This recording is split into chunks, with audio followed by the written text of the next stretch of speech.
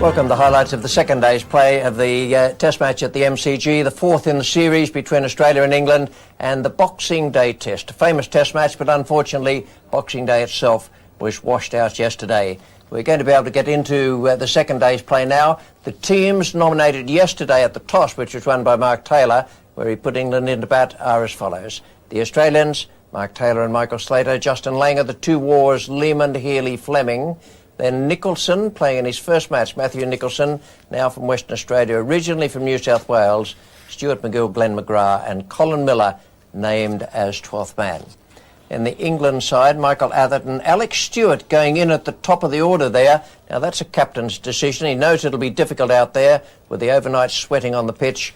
Mark Butcher, Nasser Hussain, then Ramprakash, Hick, Hegg, Headley, Goff, Fraser, Mullally, and John Crawley, the 12th man. Well, Tony Greig reported from the centre that first of all it was freezing cold, around about 11 degrees, he said, and a bitter wind blowing pretty much straight down the ground from the north. And the pitch itself had sweated overnight, so much so that the umpires had to bring out some heating equipment and dry it off. And once they did that, then play was able to begin on time. We're going to pick it up now with the fifth ball of the first over. Glenn McGrath is the bowler. He's coming in to bowl to Michael Atherton in the commentary box with no runs on the board. Bill Laurie and Tony Greig. Yeah! Scotty has it. Bit of movement away. He's gone. That's 1 for none at the MCG. Michael Atherton caught behind. Played. Apparently got an edge. He wasn't happy with that decision. A good replay.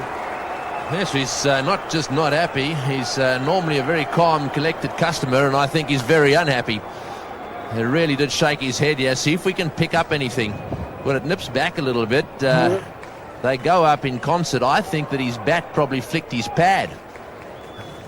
You can see the reaction here of Atherton, just looks at the umpire as if to say, well, and then a little shake of the head. You've got to be a bit careful what you do these days. It can cost you a lot of money.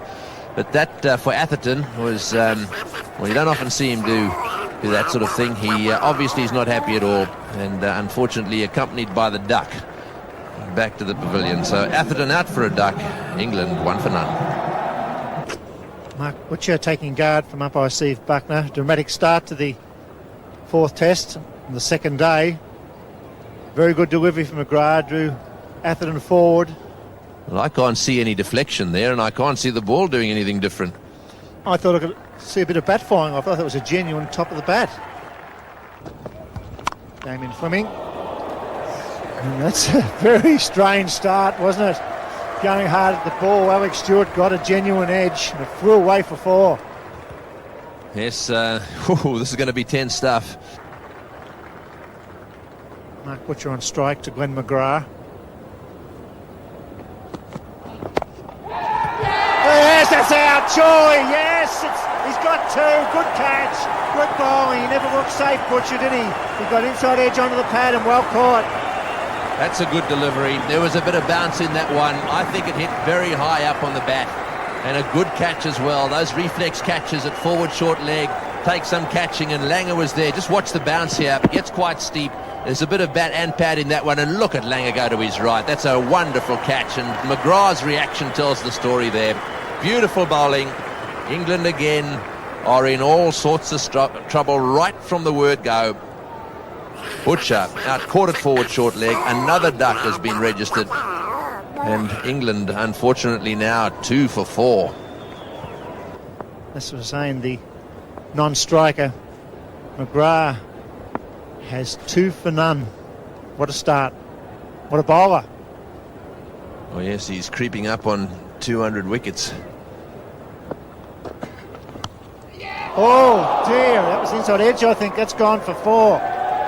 It's all happening at the MCG, and it's not good for England. Certainly not. That was a beautiful ball from Fleming. And and runs there for Alex Tudor.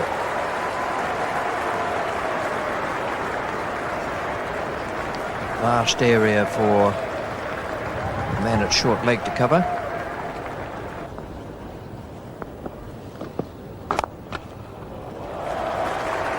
So Hussain off the mark.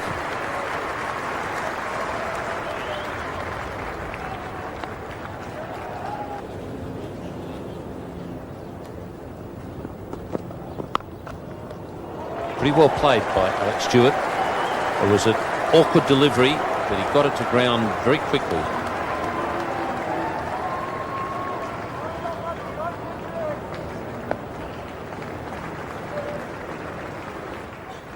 Two for 21, 9 overs gone here. Yesterday, Mark Taylor won the toss and put England into bat. Today, we're seeing a lively start. Plenty of bounce in the pitch, bit of swing. There's a nice firm stroke down the ground.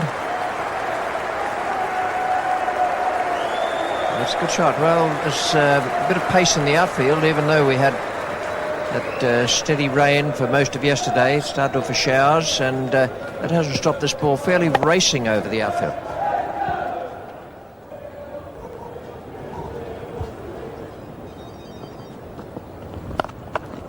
He's a good player of the pull shot and the hook shot, Alex Stewart. And it'll go away to the boundary. That again is a good indication that there's plenty of pace in the outfield. Ball going across the grass here this morning quite well. It's not as though it's digging in once it hits. Australian Test cricketer number 380 about to perform, Matthew Nicholson.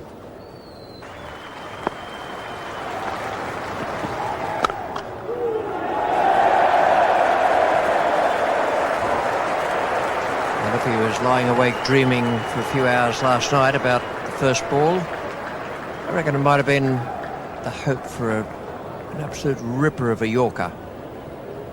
He wasn't all that far away with it.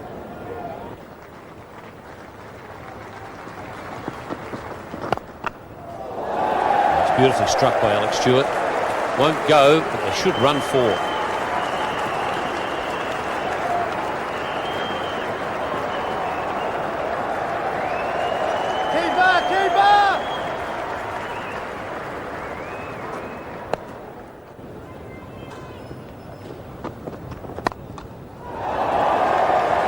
The edge. It's going to be 4 runs.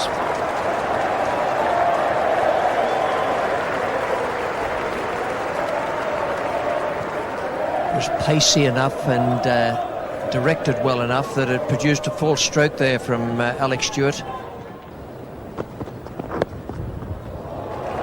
That's away to the boundary. Matter of whether it was off the pad or the bat. Leg buys.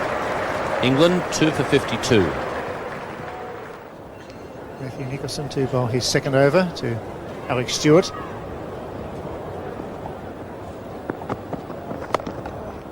And it's through again. Good value for your shots here. The outfield quite fast considering yesterday's rain. It's raced away. Playing well, Alex Stewart. Hussain. Got it away. That's well played as well. Nicholson too short. Been tested here on debut. Well, I think the England players had to be positive against the young man if they allowed him to settle in. Costly. He's going to be a nervous young man. It's going to be a bowling change at the southern end. It'll be leg spin. McGill coming into the attack. It's gone for him. It's well played. Knocked it over McGrath and go all the way.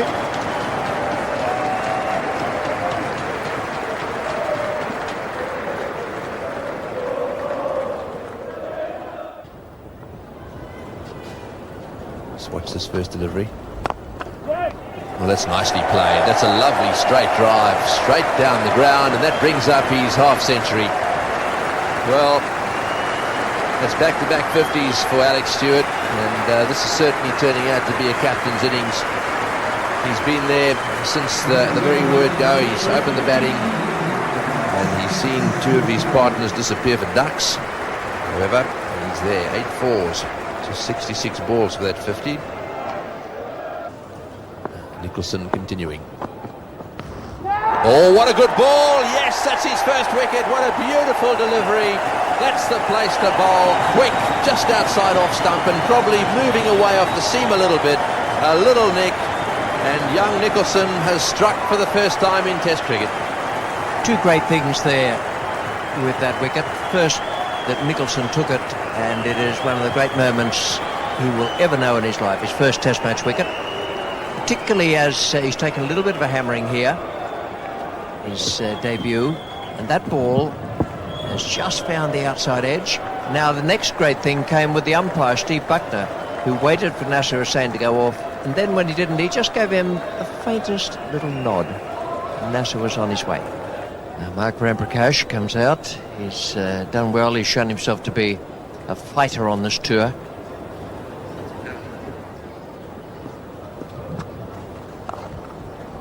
And again a full toss, and that one's a much better shot from Stewart. He's picked his spot that time and got it away a little finer. And that's gone for 4. So 3 for 99. Taylor having introduced Nicholson and McGill to relieve the fast bowlers, has now got his openers back into the attack, because he's now bringing Fleming back as well. Good shot, he loves the full shot. Didn't quite get that, but should get at least 3.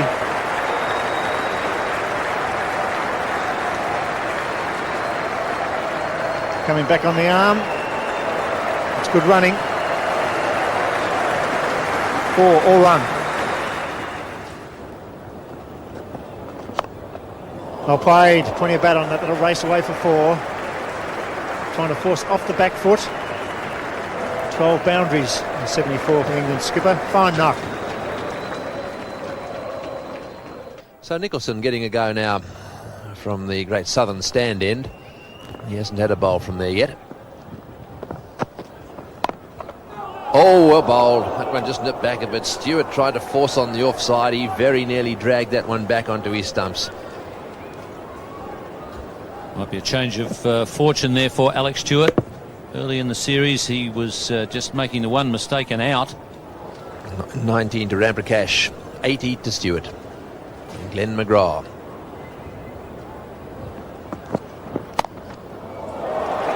Oh, and that one's gone to the boundary. Yes, he stood up and really had a go at that one. Glenn McGrath has gone walking down, chatting away to him. He's just turned his back on him.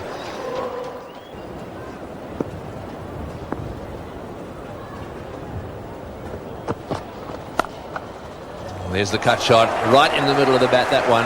No point in running. That's going to rush into the boundary. No trouble at all. That's a lovely cut shot. Very short outside off stump, and he was onto it quickly.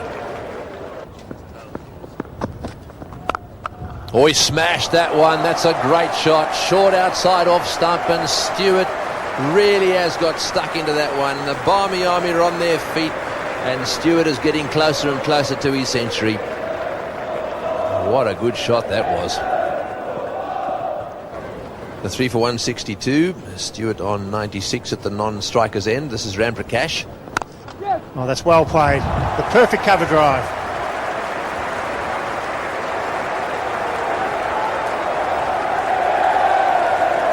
A couple of things come out of the condition of the ground today, Bill. One is the fast outfield, despite all the rain yesterday and a bit more overnight. And the fact that the pitch, having had some life in it early on, now looks to be a beauty.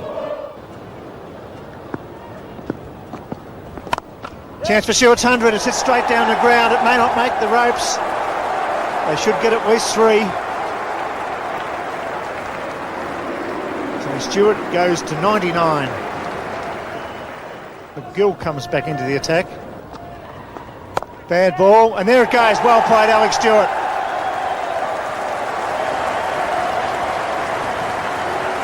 That ball's running very fast over the outfield again, and they will run 4. Chance of doing that at the MCG, a big ground. Lovely innings, one of the best.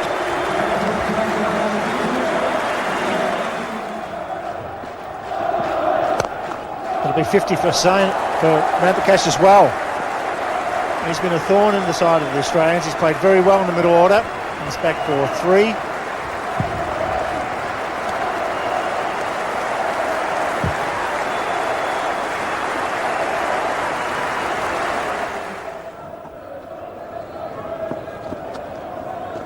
Nearly bowled him, I think it has. Bowled him round his legs. McGill strikes. What a wicket for Australia. Stewart gone for 107.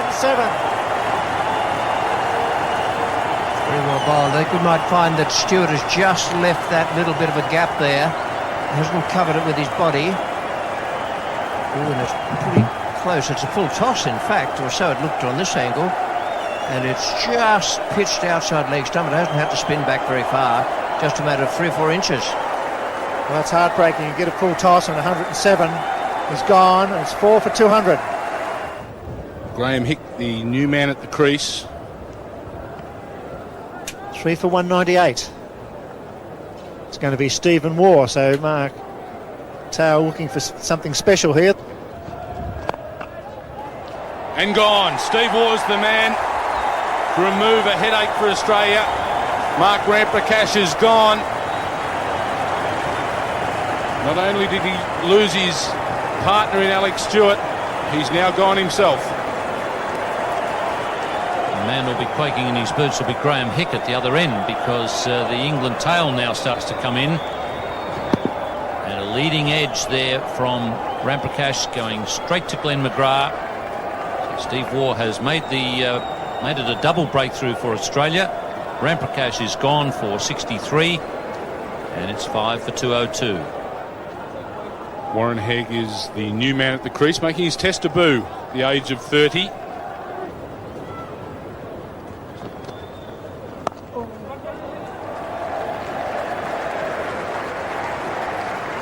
Warren Hegg, his first test runs. Steve Waugh to continue. Warren Hegg will be the man taking strike. Steve Waugh won't be pulling back from giving these batsmen a bit of a touch-up. Oh, beautiful. He got a touch to it. Wasn't a touch-up. It was a nick. Ian Healy takes an easy catch. Warren Hegg didn't want to go anywhere. He waited for Steve Buckner to give him the order. Off you go. Steve Waugh's done it again. Yeah, Steve Bucknell gives the batsmen every chance to walk if they want to.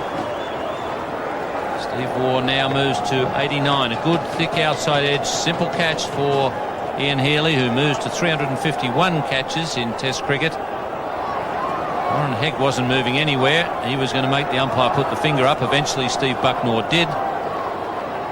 And England 6 for 206. Dean Headley, the new man for England. Is this another collapse? We've seen plenty of them during the series. The tail making virtually no contribution to the England total.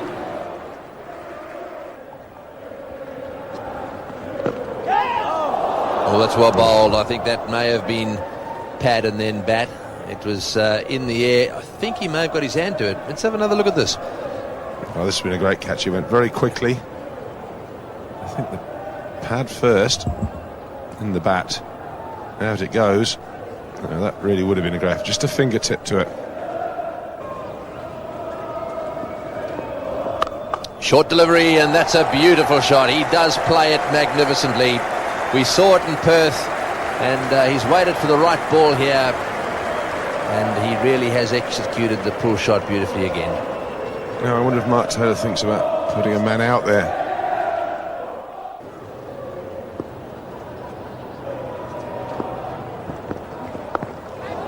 Oh, that's in the air, and that's it. Short delivery. Oh, he's saying not out. Well, I thought that there was a really clonky noise there. Must have been, well, it must have been off the arm guard, which is looks like it's made of glass fibre. Have another look at this. That's certainly my first reaction.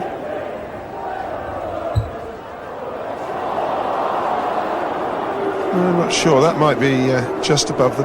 Might be just above. It might be on where you'd have your watch.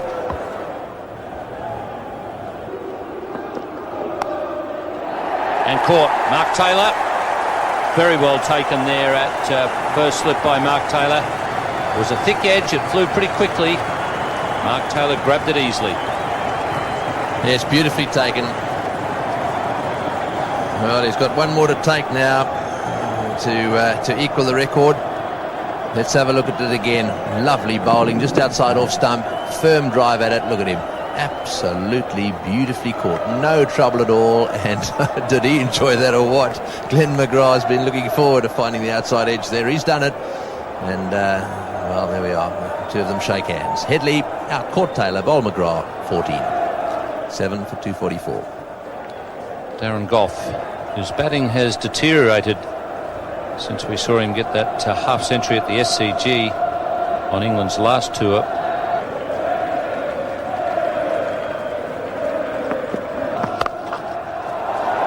That's more like the Darren Gough we saw at the SCG. Just a quick 4 and then do a couple of stretching exercises.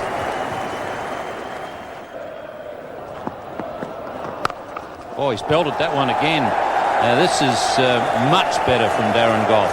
Don't know how long it'll last, but it'll be exciting while it does. 7 for 256. Stuart McGill returns to the attack now, taking over from Damien Fleming. Well, now Graham Hicks decided to go on the rampage, and he's hit a huge one way up into the balmy army. That is a huge hit.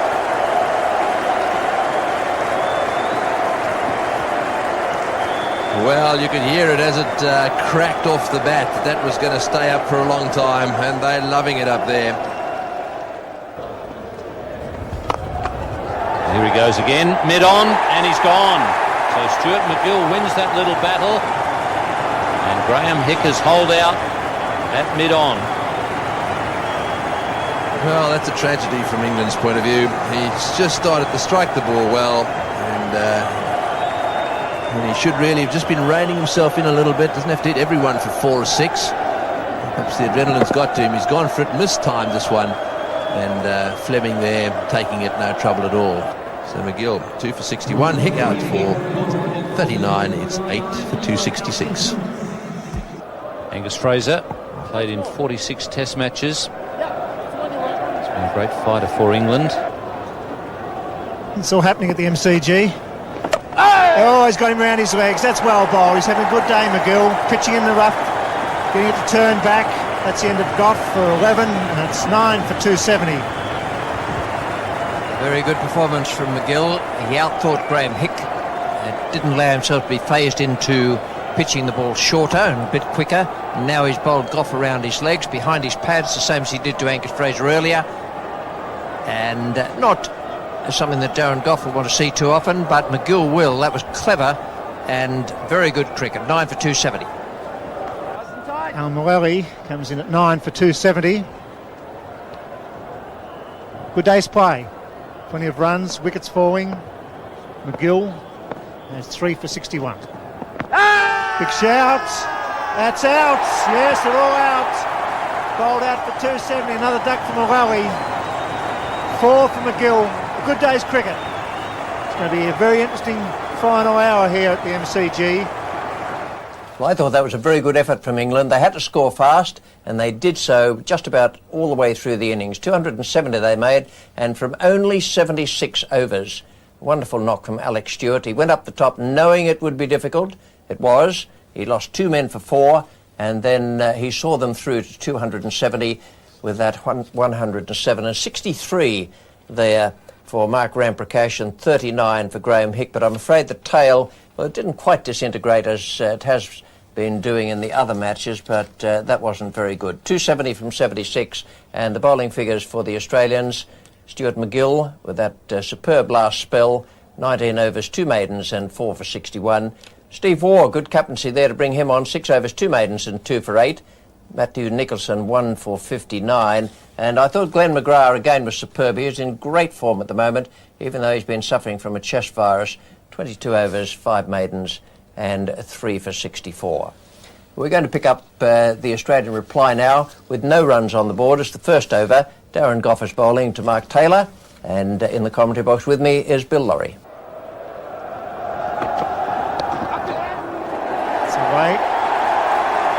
4. Leg bias. Dean Headley, the man from the southern end. Lovely shot. Loves to play in that arc down the ground. Plays straight early on. Yields an easy 3.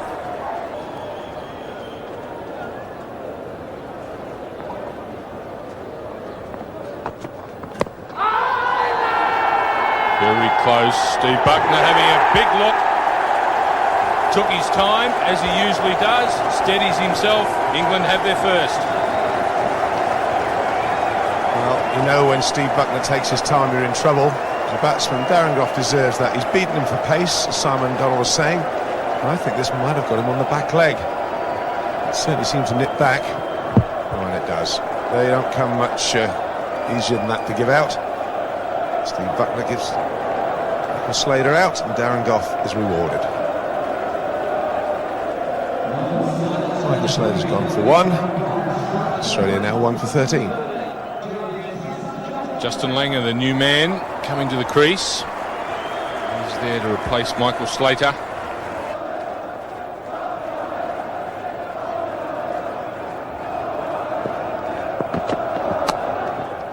Shot. The shot of a confident batsman. This thing's going along pretty slowly here at the moment. Oh, and that's well taken. That's a good wicket. Gough has done it again. Taylor has got himself out caught. I don't think that one moved much. I think he was just playing it at a little wide delivery there, just pushed tentatively at it, and it went flying away in the direction of Hick, and he took the catch nicely. Good catch from Graham Hick and a very good delivery from Darren Gough. England needed that wicket. Gough is bowling well, and the second wicket is down with 26 on the board. So Mark Waugh, the new batsman, an average of 43.53 in test matches. Well, that's nicely played. He does play that shot beautifully. Anything on the leg side. Mark Waugh really is an elegant player. The way he gets them away on the onside, that one was off his hip and right off the middle of the bat, and he played it fine purposely. Mark Waugh on strike. Bad ball. It's pulled away, and we'll go for 4. It's a poor delivery to a batsman of Waugh's class. It's 2 for 59. No more runs added to that total of 2 for 59 for the Australians because the umpires took them off because of bad light.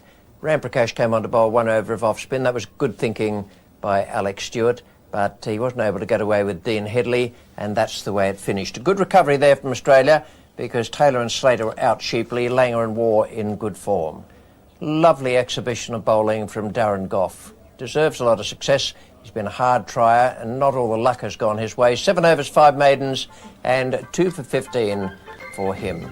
And for the moment, from the highlights, it's goodbye.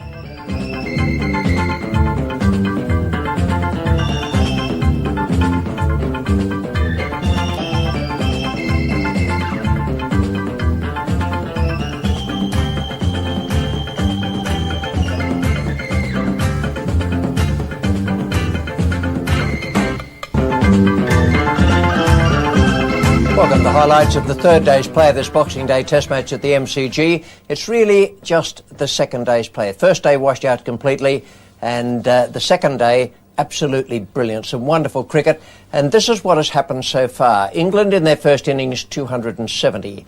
Alex Tudor, a fine innings of 107, one of the best I've seen from him, back up in the opening position. 63 for Ramprakash and 39 for Graham Hick, and a little bit of a wiggle there in the tail with Hegg and Headley and Gough and Fraser and Mullally doing just a bit better than has normally been the case. 76 overs for 270, and the bowling figures for Australia. Stuart McGill came up with 3 for 9 in 8 balls at the end to give him 4 for 61 from 19, 3 for 64 for McGrath, a wicket for Nicholson on his Test debut, and Steve Waugh 6 overs, 2 maidens and 2 for 8. Then the Australians at the close of play yesterday evening, 2 for 59. The men out Taylor for 7 and Slater 1. Langer 26 and Mark Waugh 12. Those 59 came from 18 overs. And then the England bowling, Darren Gough I thought was superb. 7 overs, 5 maidens and 2 for 15.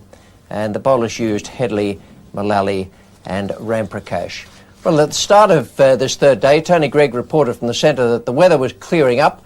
He said it was going to be very fine in the afternoon, probably sunny as well, and certainly a bit warmer, and the pitch still looked to be an absolute beauty.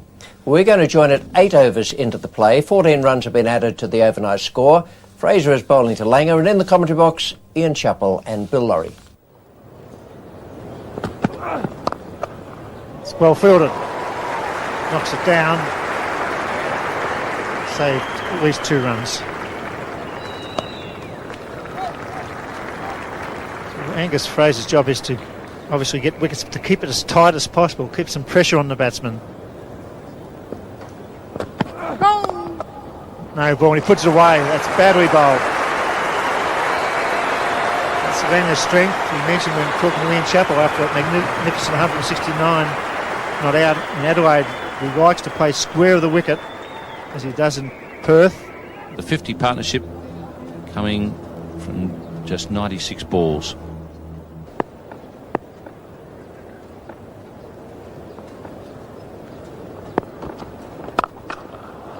Well played, right through the gap on the offside. Beautiful timing, all the way to the fence for 4. That is vintage Mark Waugh. So Fraser just nagging away. He's into his 5th over now. No wicket for 17. That's Big appeal there for LBW. Yes, he's given him 2. He's out. LBW's very surprised at that. Well, I want to see the angle of that one. That looked to me as if it was bowled from relatively wide, and he's not happy about that one. Well, sometimes you can surprise yourself. You get yourself into a position which is a little adjacent. Let's have a look.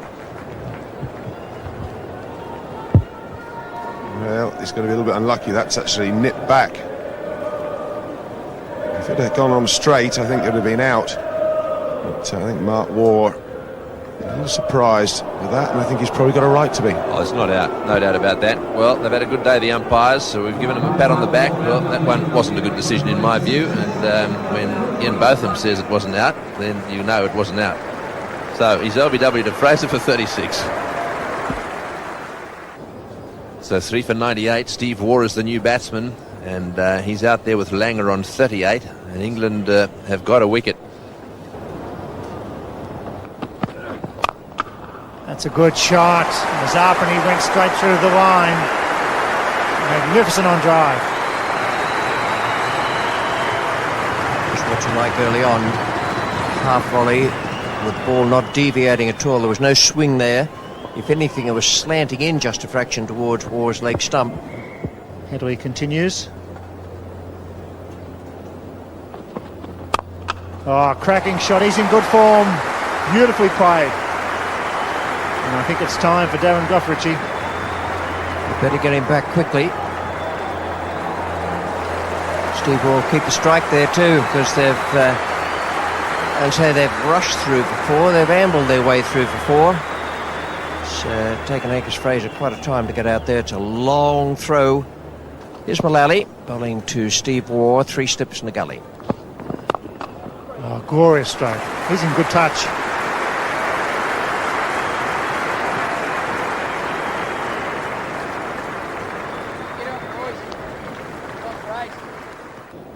Darren Gough back into the attack.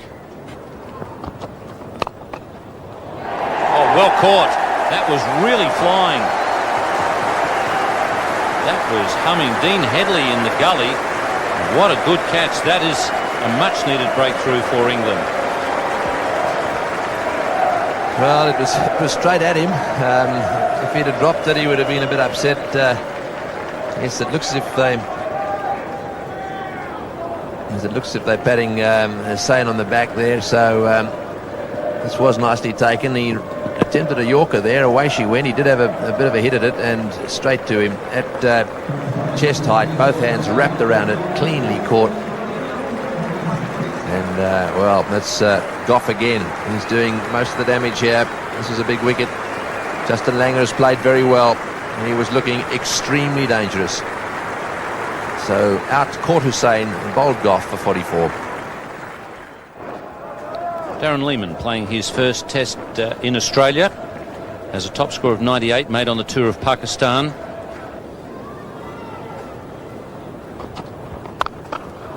Thumped. He doesn't mess around, Darren Lehmann. Hanson was there to hit, and he certainly did get stuck into it. This is Headley again.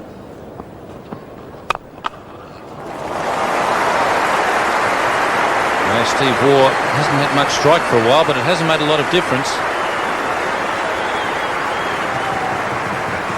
It's just one ball in the last 4 overs. Or the chance here, and it just clears second slip. Graham Hick, probably the tallest, well, definitely the tallest of the slip fielders. He was the one who had a chance. It's been signalled leg by. Great shot. That's what he likes. Bit of width outside the off stump. He'll go for it. Good results. He's still got a bit of a problem with that left elbow. Darren Goff to Darren Lehmann. That's a great shot. That's what he likes to do. Magnificent cover drive. Beautiful stroke, but Goff will know that there's a chance there.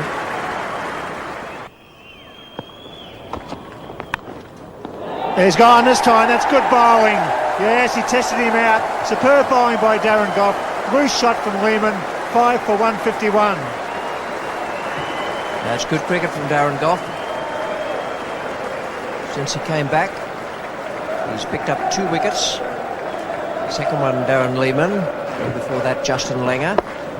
Well, that was there to be hit, but it moved away off the seam. Gave Goff every chance of getting the edge, and Warren Hegg has taken the catch. So that's 4 wickets to Darren Goff now, and he's bowled pretty well.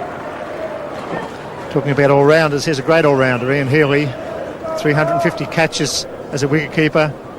4,218 runs at almost 30 with 4 test hundreds. He's facing a fired-up Darren Goff with 4 for 46 at last, getting some reward for some excellent bowling. There it goes. How was that? Right through the gap. 4 off the over, 5 for 159.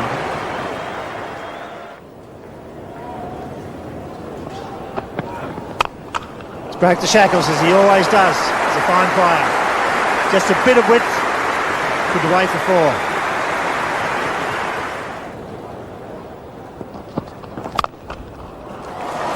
Well played, and that's going away. This will be 7,000, back for the second.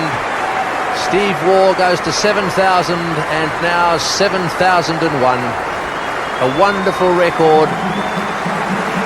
Only 17 players in the history of cricket have achieved this milestone. And he now becomes the 5th Australian. Oh, and that's gone too, down to the fence for 4. They're turning it on now, the Aussies. These two very, very experienced cricketers are putting together a very, very useful partnership.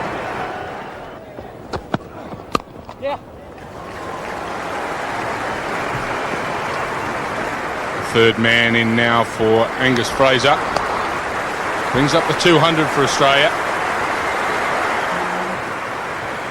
Single brought up the 50-run partnership between these two. 70 balls it's taken.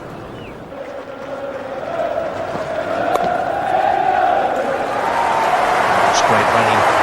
50 for Steve Waugh. It's been lovely innings. Very, very thoughtful innings. Some good strokes. He started off like a bomb. Played strokes everywhere. Then settled in. Good running between the wickets now with his ace partner Healy.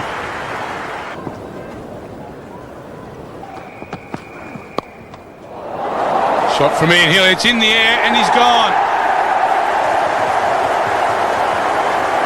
aggression and being positive has been a key to most of Ian Healy's innings. This time it's brought him undone. Ian Headley taking a good catch in the deep.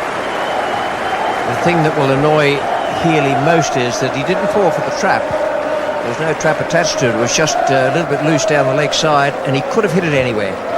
He's hit it in the air and straight down, well, not quite straight down the throat of Headley. It's gone away to his left a little bit, but it was, as catches go in the deep, it was easy enough. Now that's broken the partnership. That is exactly what England so desperately wanted. 6 for 209. 28-year-old Victorian comes to the crease. Damien Fleming, 10 test matches, 71 not out, his highest score.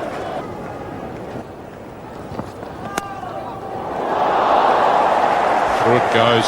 Gee, it breaks your heart. It's happened again. Crucial times. The side just doesn't put it together. Change at the southern end. It's Alan Mullally, who's not been over bowled, that's for sure. 9 overs, none for 30, but he's waxed sparkle. Oh, great shot. Mullally's just short and he's clubbed that. Magnificent hitter of the loose ball, Steve Waugh. Get the feeling when Steve Waugh's facing Mullally and Dean Headley that he feels like he's going to hit a boundary pretty well every over.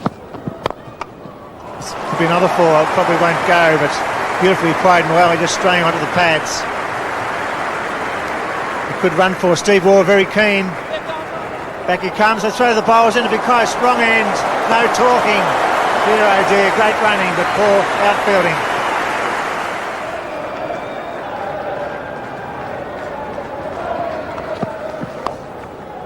Out. Caught at second slip, easily taken as well. So Hick, having dropped him, has now caught him, and that's a relief, there's no doubt about that.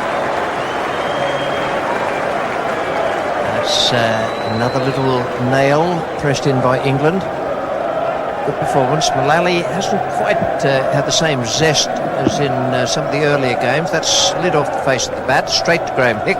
Picks it up, which he didn't do before with the chance that was put down off Fleming. Went at one-handed.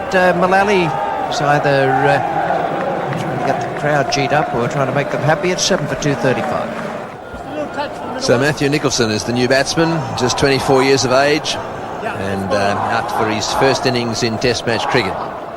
Headley continuing.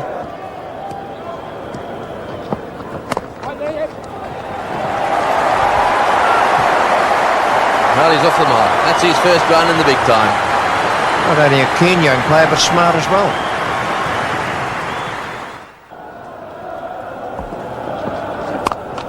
Good shot, straight drive. Steve Waugh has not moved.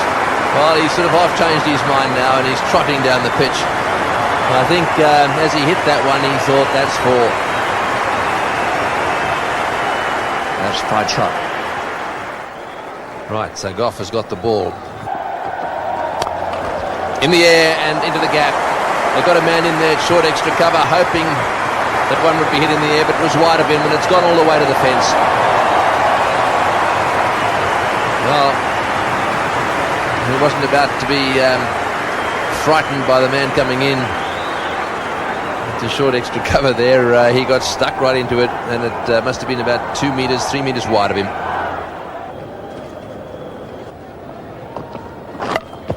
Oh, what a bowl. He's got him. He's bowled him out. What a magnificent delivery that was. Oh, yes, it's all over. Don't worry about that.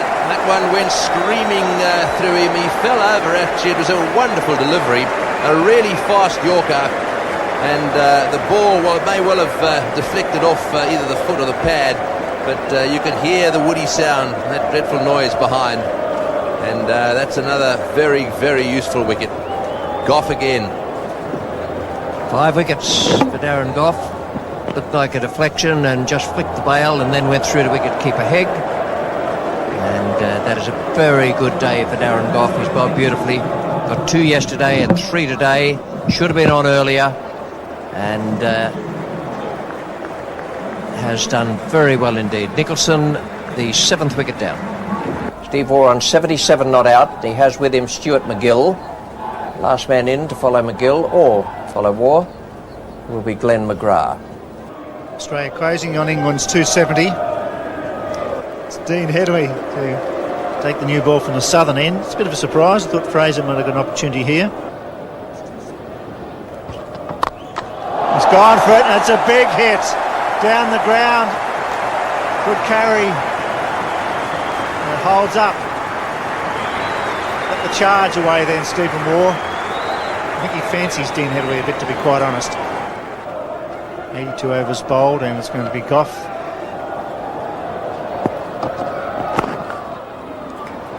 He's going to take two, and if he gets it, it'll be a joke. It could be run out. Oh dear. Keeper was in front of the stumps. It was all happening. Terrible cricket by England. Great cricket by Stephen Waugh. This might be rather interesting to see where it's going. Oh my goodness.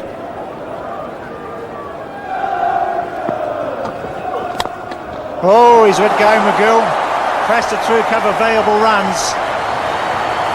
Back to Steve Waugh. 8 off the over. 8 for 273. Australia lead by 3. It's got it away. He'll go to 98. It'll run if it doesn't make the gutter. It does. Waugh goes to 98.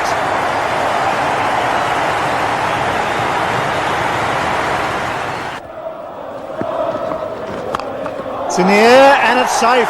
They'll run 2. 17 test hundreds for Stephen Waugh.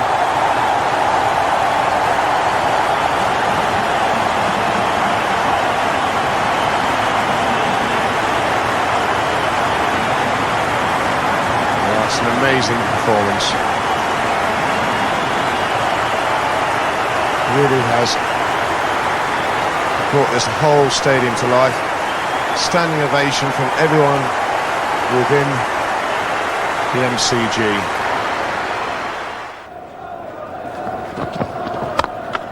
It's 4, doesn't have to run. Oh, what a shot. Unbelievable shot. Stand and deliver it is at the moment. Stephen Waugh has hit that one through cover. No one's moved. Oh, and that's gone for 4. Nicely educated edge. Yes, that's very frustrating. That brings up the 300. At the moment, England are down and out. Stuart McGill is... Now, I'm going to put on record that I do not believe that. That is the sloppiest thing you will ever see. Or perhaps not. You might see some more sloppy stuff. But that is very close to the sloppiest thing you will ever see. The last hour and a half of cricket has been very ordinary from any nation.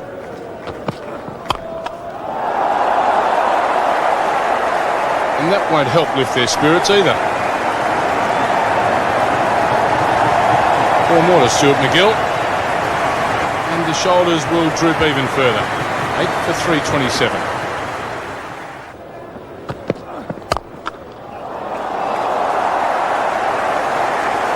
That went quickly. It did give Alex Tudor a great chance of taking the catch. May not have picked it up either. McGill's hit it like a bullet.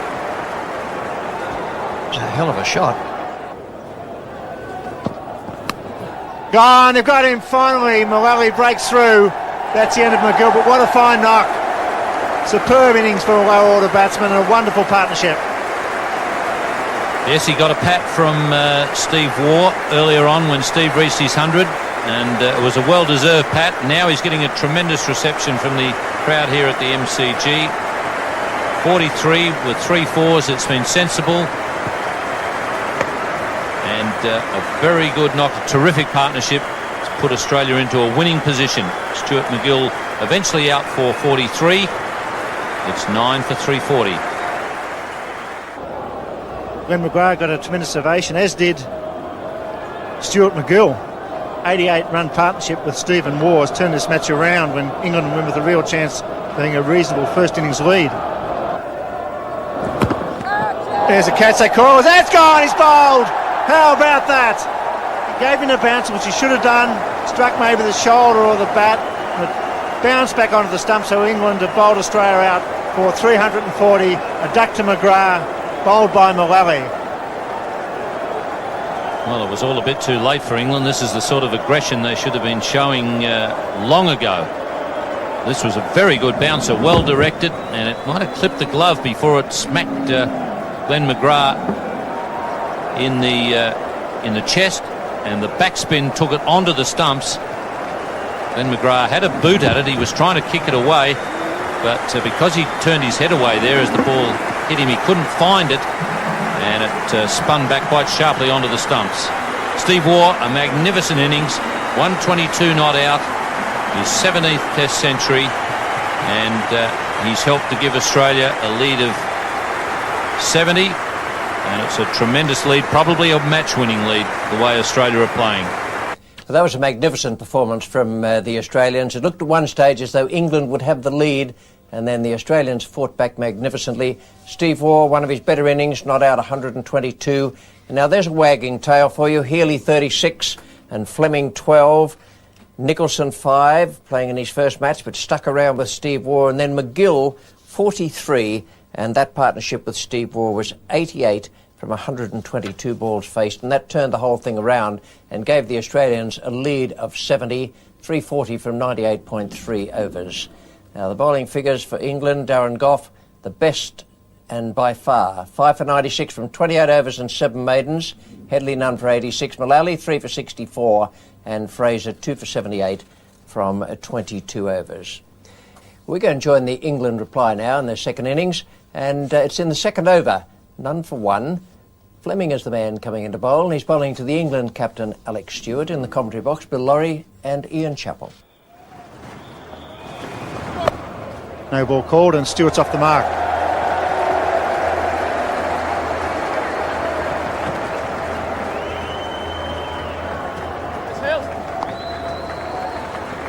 Three coming off a no ball for Alex Stewart. It's an on strike now to Fleming. Oh, that's got to be very close. Very, very close. No, it was a long wait for the shake of the head. Atherton survives. Was there a bit of bat there? Well, he's got him this time. He's bowled him neck and crop. It's 1 for 5, a pair, unfortunately, for Michael Atherton, but superb bowling by Fleming. Yes, Michael Atherton once again going nowhere, neither forward nor back, just straight across the crease, and beautiful bowling from Damien Fleming. That ball really thudded into the pads, the previous one, after hitting the edge, and this one smashed into off stump, beating the outside edge. And Damien Fleming has really enjoyed that one. So a pair for the former England captain, a beautiful delivery, and England in early trouble. England 1 for 5. As Mark Butcher comes in at number 3, he's also on a pair, and immediately there's a bat pad in. Oh, he's hit him on the full. Dear, oh dear. No, says umpire Buckner. What an over. That's 1 for 5. Charging in to Captain Stewart.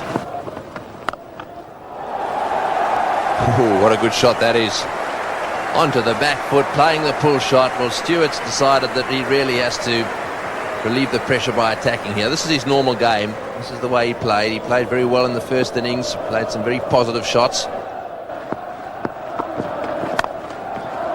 Well, there's that drive again. Anything well pitched up, he goes after. This one won't get to the fence, but there'll be more runs for Stewart.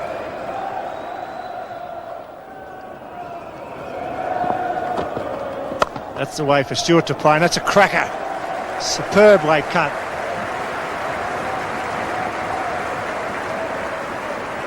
Yes, he really does excel with the horizontal bat shots. It's going to be Matthew Nicholson to take up the attack. That is a fine shot. That's what we're talking about. He really hit through the line. This may go to the gutter. It's a long boundary. They should run 4.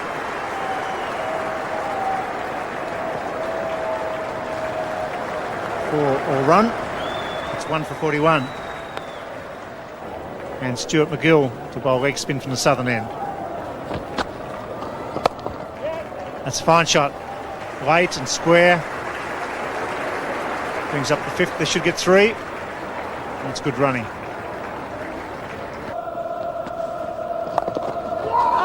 Oh, well. How did he catch that? Michael Slater is the man. To be brutally honest, I was looking far west to see where it had gone. He's taken a catch close to the wicket. That is the most unbelievable catch that I've ever seen. A full-blooded sweep shot, and somehow he's come up with it. There's no way in the world the naked eye could keep track of this one. All one could see was that he seemed to hang. He must have hit it straight into his hand. As he buckled up, I think it buckled into him. Just have a look at this. As it goaded, there's Slater taking evasive action here. It goes straight into that, and he's clung onto it. Have a look at that. He's got it. It's unbelievable. Well, you won't see many of those. He hit it actually into the midriff of Slater, and Slater knew there was something there, closed his hand, and there was the ball. So, Butcher out for 14, 2 for 61. 4 more runs added, take it along to 2 for 65. With the night watchman in there, Dean Headley is not off the mark yet. Alex Stewart on 43, once again playing very well. And the wicket takers there, Fleming bowled magnificently today. 6 overs, 2 maidens, 1 for 12. And McGill, 5 overs, 1 maiden and 1 for 14. So in effect, England are 2 for -5 at the moment, but we've got 2 enthralling days to come. At the moment from the MCG, it's good night. Of the 4th Test match between the Australians and England. Let's have a reminder of how things stand overnight. The Australians have a 5-run advantage, and they have already knocked 2 of England's top order over. Atherton has gone, so's Butcher. He was mighty unlucky, a sort of freak dismissal really, being caught in the midriff of Michael Slater at short leg. Everybody contributing as always for the Australians, not everybody for England. That's the problem at the moment. They're not playing as a unit, or quite to their potential. Now, I've mentioned Stuart McGill. It's quite likely to turn out in the middle. Let's get to the middle now and have a look at the pitch with Alan Border and first Ian Botham. Thanks, Mark. Yesterday we saw a little variation in bounce from the seamers, but I think the big problem today is going to be Stuart McGill coming into this middle stump, middle and leg area. A little bit of bowlers follow through, variation and bounce. Alan Border's here with me. Good morning, Alan. Morning, Ian. Yes, I think you're right. Trouble for the right-handers against Stuart McGill bowling from the southern end. If you take a pace down the wicket, you can see the problems caused by these footmarks, a bit more prevalent now on the surface. And I think Stuart McGill will try and aim into this area to the right-handers and cause problems, either trying to sweep the ball against the turn or just getting a bit of extra bounce and turn from those areas. But I still think the quickies will play a role in this game. There's no question that Fleming and McGrath will still do something, but it could be Stuart McGill's day, but still very evenly poised, this game. You can never write out Glenn McGrath out of the equation, but I think Stuart McGill is the key today. If Australia are going to win this game, he's the man that will bowl into this area and cause England problems. Back to you, Mark. Yeah, both Border and Botham confirming the fact there that I think McGill will be the problem, McGrath as well. Everything depends on the remaining English top-order batsmen. Hick will come in at number 7 because the night watchman Dean Headley is there. Ramprakash has been in form. Nasser Hussain in form as well, and Stewart going very well. Let's get into the commentary box now and join Ian Botham again and Bob Willis. Stuart McGill from the southern end, bowling to the night watchman Headley. Silly point, bat pad and a slip, and a man saving 1 on the sweep there for the top edge catch as well.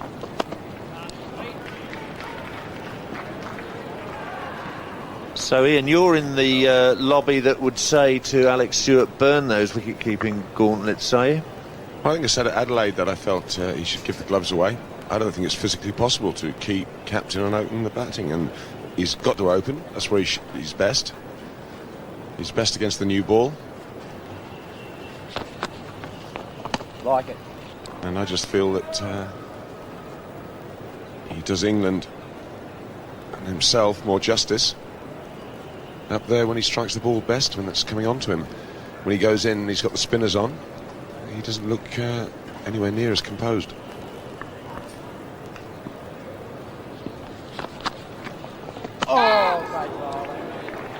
So, OK, and we put you in David Graveney's shoes for a minute. Question 1, could Stewart open the batting and keep wicket and not captain the side? And question 2, if he captains the side and opens the batting, who's going to be the wicket-keeper batsman on a long-term basis? Headley on his way, first run of the day for England.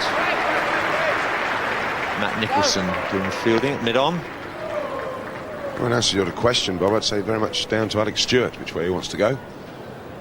Something he'll have to sit down and decide. I would think that, personally, I don't really mind which way he goes. It's what I do want to see him, though, is at the top of the order.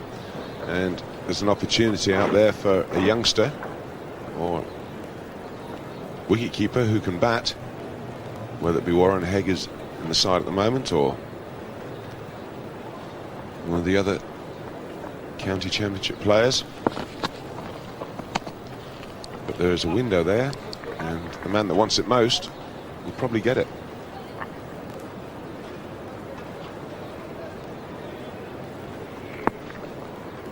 Similar field to Stewart, but there's no bat pad or man saving one behind square on the sweep shot. Good bowling. Good first over from McGill. With McGill in action straight away, we should have a better over rate than we saw yesterday. England were very dilatory indeed. Very samey look to their attack, the four seamers, and they could only achieve an over rate of 13 an hour.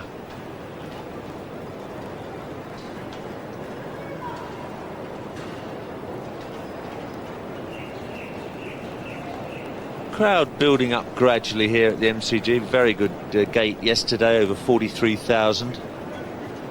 Over 55 unlucky patrons on Boxing Day when there was no play at all.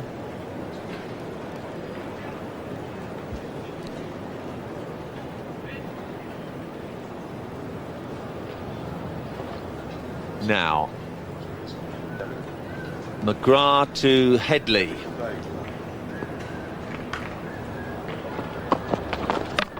Bowled him out. Perfect delivery for the tail ender. The night watchman goes. Headley's gone for one. And although he's only the night watchman, that early wicket will lift Australian hopes. England is still behind. They trail by 4. They've now only 7 wickets left. And Glenn McGrath doing his job, getting rid of the tail ender come night watchman. Look at that reverse swing in. Now that's going to get a lot of better players out than Dean Headley. Now that reversed and then seamed. You said at the top of the show, Alan Gordon myself, we were doing the pitch report, that you can't write off Glenn McGrath. He's proved that. Stuart McGill had a good first over. Dean Headley's gone for 1, 66 for 3.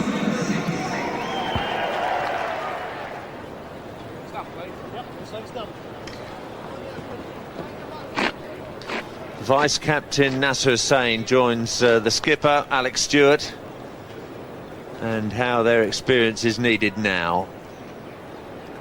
England in trouble once again, 66 for 3.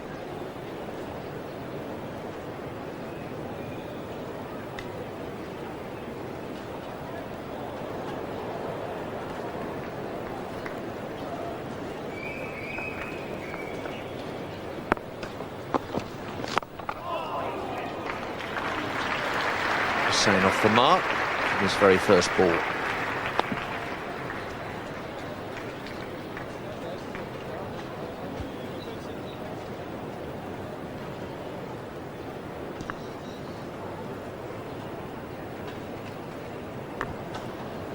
That's just too good. Dean Headley. Wicket number 198 for Glenn McGrath.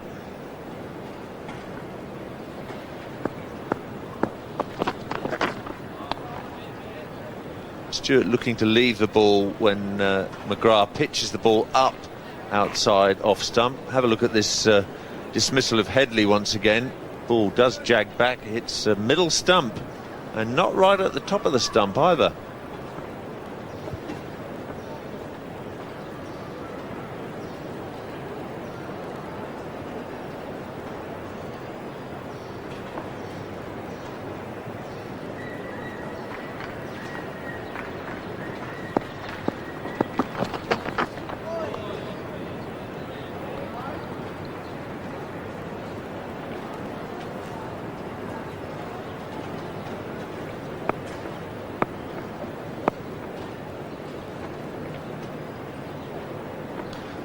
McGrath getting regular movement.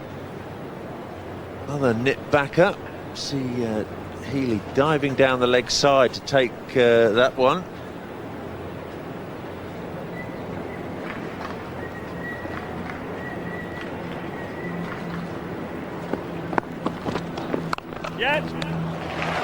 It's a good looking shot. Stewart's first runs of the day.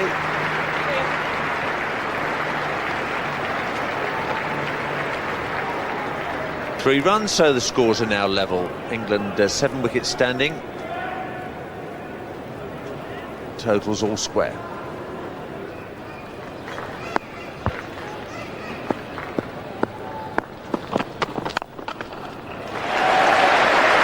Second 50 of the match for Alex Stewart.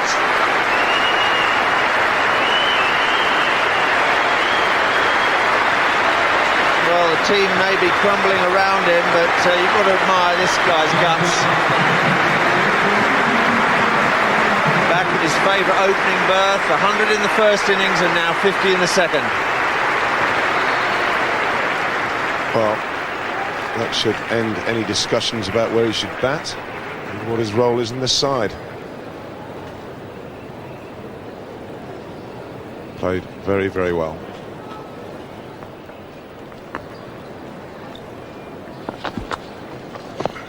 Ball.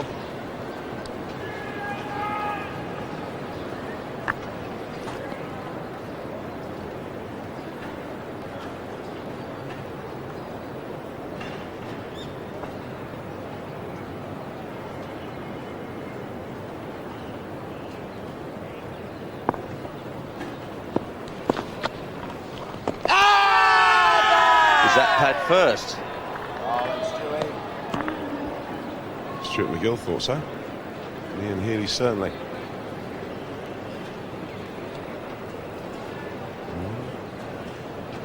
It's pad first. The only thing that might be a problem there is it might just have pitched outside. Stuart McGill doesn't think so. Catch it! This time he's gone. Butler nods his head. Stewart waits for the finger to go up. He's not too happy with the decision. But the England captain has gone now. He's out for 52. England 78 for 4. And once again, the slide is on.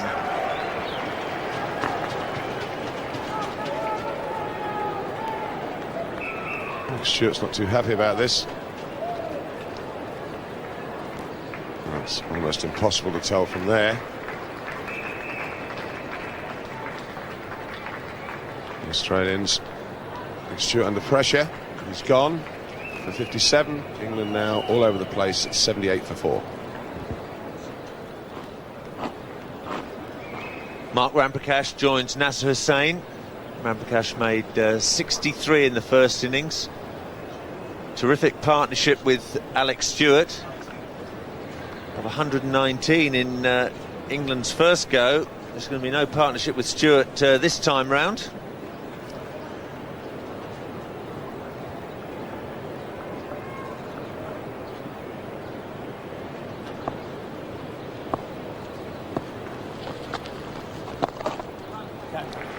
Ramprakash off the mark.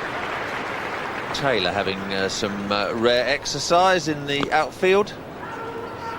Now, Ian, you have your doubts about this dismissal.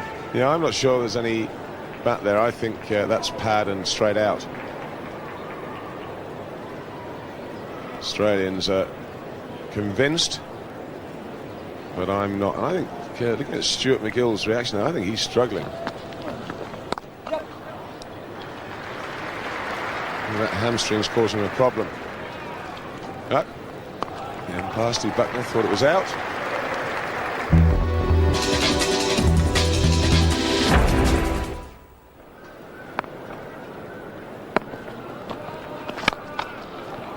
Good shot. Very strong through the covers, Nasser Hussain. And that 3 brings up the 100 for England.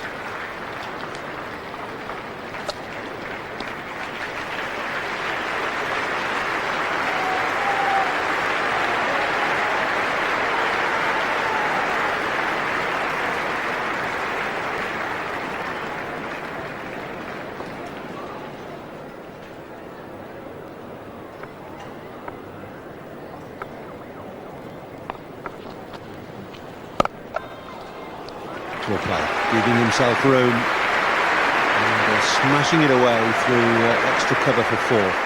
Good aggressive stuff from Nasser Hussain.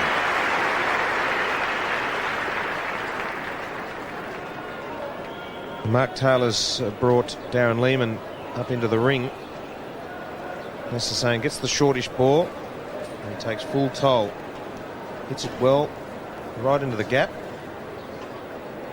And with that fielder up now, races away for 4.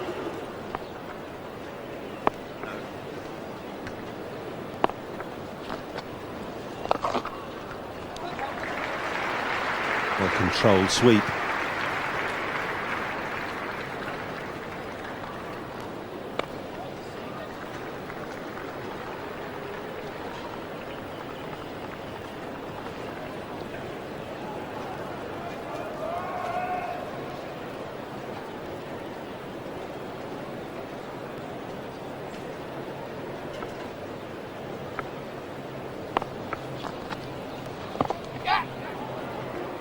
Quicker, a bit flatter, and heard Ian Healy at the start of the over say great length, keep aiming at those bits, and by that he means the foot holds outside Hussain's leg stump.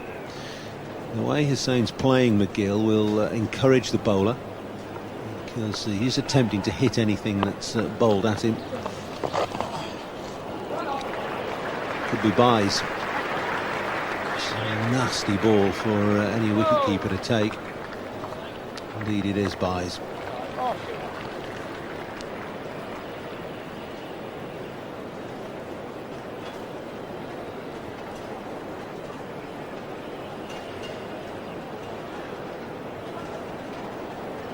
Ian Healy's work has been outstanding up to the stumps, but even this one, this is just wide out to the foot marks. There's pads and bats flying. A real tough one for him to take. He'd be disappointed he didn't stop it.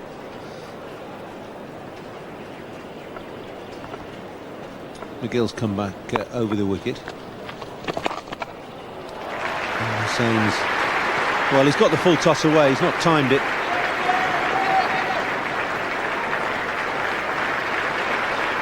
And we'll get 3 more into Matthew Nicholson.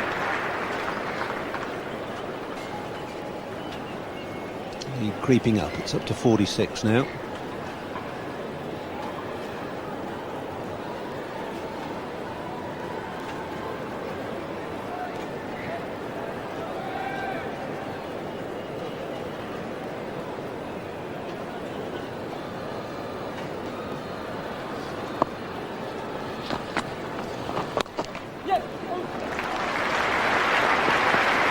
Rampakash's turn to pick up a couple.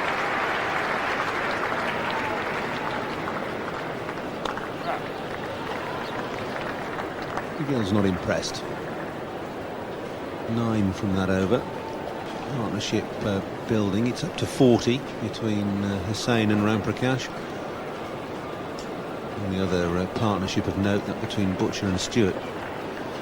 56 yesterday evening.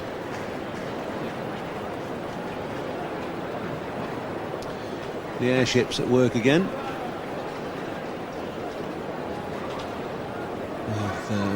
View of the Yarra River and central Melbourne.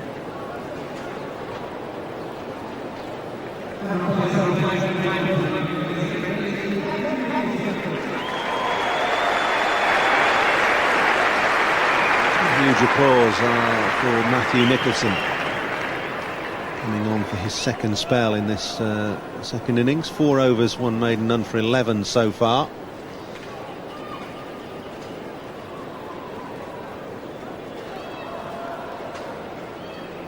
Replacing Damien Fleming.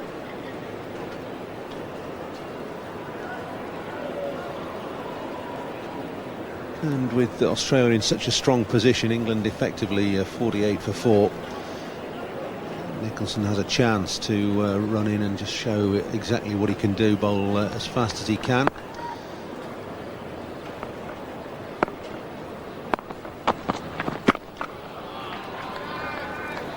Good steady start. His one Test match wicket is that of Nasser Hussain, who he got out in the first innings.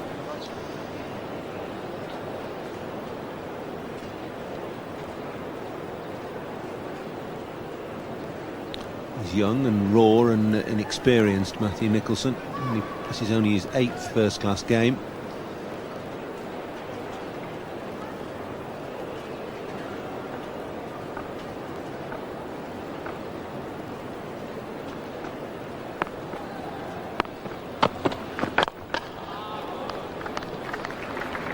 Good Yorker. Don't see too many of those. I haven't seen too many in the last couple of days.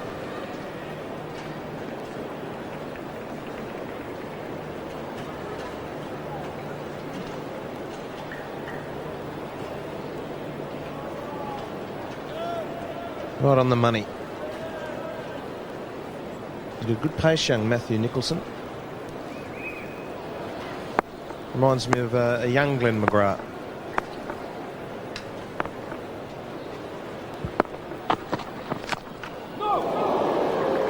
It's just a little bit of movement there from Nicholson, just darting that one back into Hussain.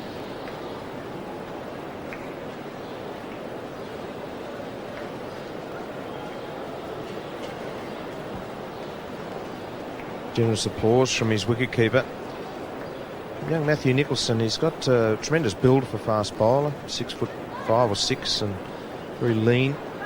He's got a good action, plenty of pace, so all the ingredients are there.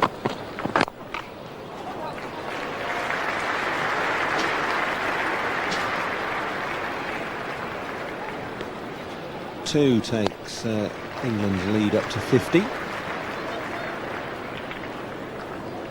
An interestingly set field that Taylor has got for Nicholson, especially now against Hussain, because he's left a huge gap between the bowler and some extra cover. This area here for Hussain to aim a drive through. And, he's got the 2 slips and the staggered 4th slip. Torian Healy talking or indicating perhaps to Mark Taylor that would be the place to leave open for Hussain, to try and encourage him to drive, to try and get him to hit the ball through that mid-off area and bring in the slips. Perhaps get him to play at the odd wide delivery as well. Also, Paul, it's he prefers to hit the ball square, doesn't he? So maybe it's just trying to get him to hit areas that he's not as comfortable in. Well, he's obliged there with a lovely off drive. Lim doing the chasing. England are 1, 2, 3 for 4.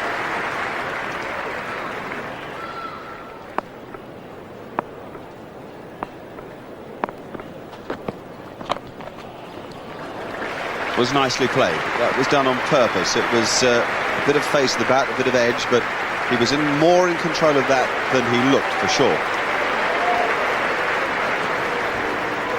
Yes, we used to criticise Nasser Hussain earlier in his career for playing those sort of half-bat, one-day shots. But this is good control. He was well aware there was no third man there. And it counts for 4 runs, just the same as a screaming extra cover drive. Partnership of 49 now between Ramprakash and Hussain. Hussain has 34, Ramprakash 14. Stuart McGill, who fielded that ball at short extra cover, finishes an 11-over spell this morning, 1 for 30 in that spell, which included the important wicket of Alex Tudor, of course. Not sure McGill's 100% fit. You see him there just pulling up early in that chase for the ball. He's had a hamstring problem for a couple of weeks now. And if indeed Taylor is taking him out of the attack and not changing the end that he's going to bowl from, I think that is a bit of a moral victory for Ramprakash and Hussain. It also begs the question mark if McGill isn't going to be fit for the next match. Which spinner would they play? Or spinners at Sydney? Yeah, there's a blonde fellow playing for Victoria who's all right.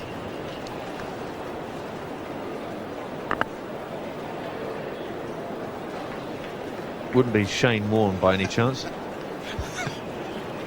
Well, I'll give you a clue. He's got more than 300 Test wickets already.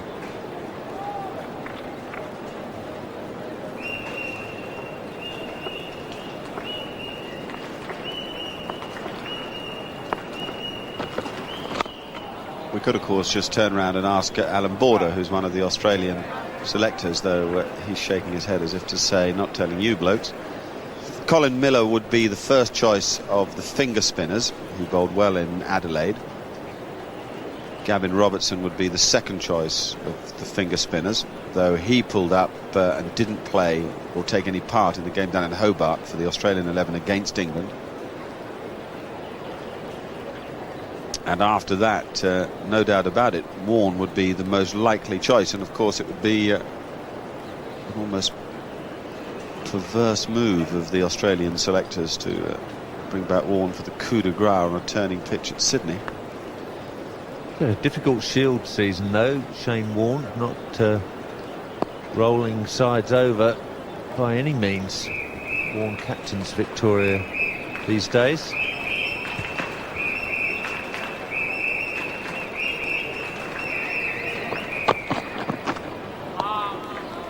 2nd of January the Sydney Test starts, which is in just a few days' time. Now, it does raise an interesting point, the Warne issue, because after the one-day series, Australia have to settle on a side to go to the West Indies.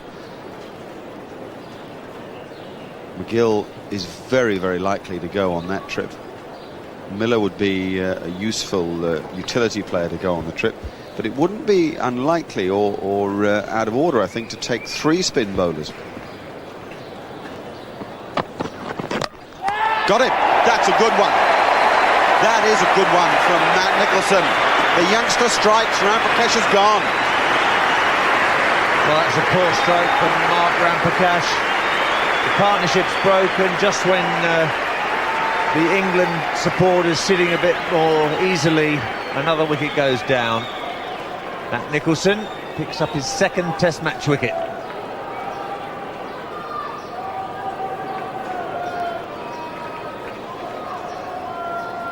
Through the gate, really, no movement of the front foot. Caught in no man's land. A rather embarrassing dismissal for Mark Ramprakash. He goes for 14. It's now 127 for 5.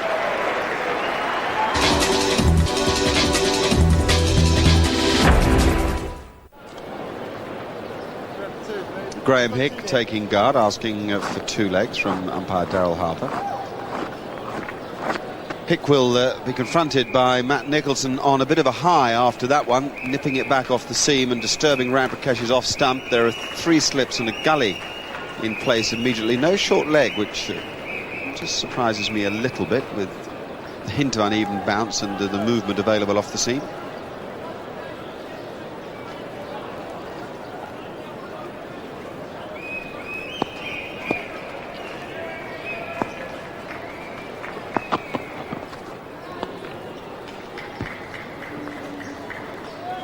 Disappointing end for Mark Ramprakash. The top-class players don't get bowled that often.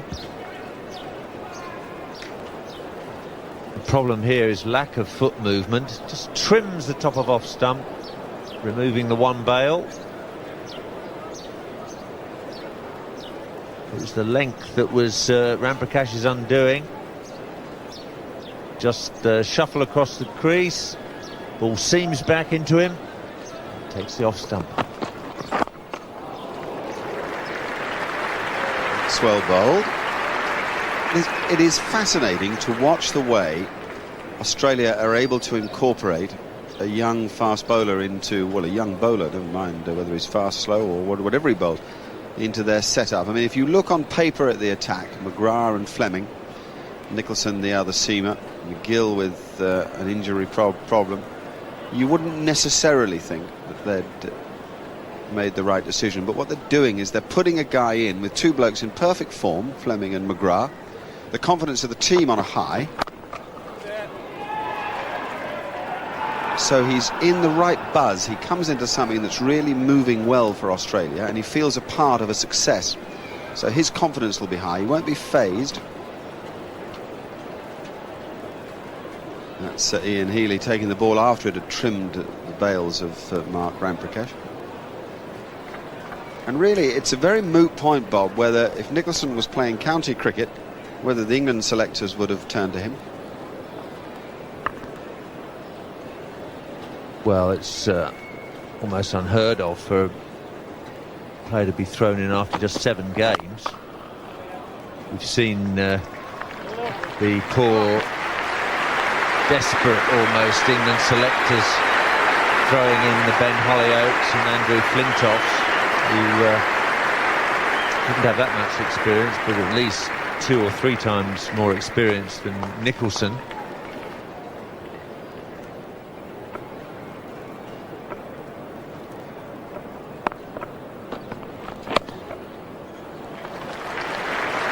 It's the second time that Hussain has got the ball down a third man, absolutely on purpose. He always used to guide the ball into that area, and sometime in his early days it was an undoing, it was a technical fault. These days he presents the face of the bat in defence and uses the open blade as an opportunity to score. Oh, Fleming wasn't happy with himself before that delivery. He's disgusted with himself now. Almost a gift to Hussain.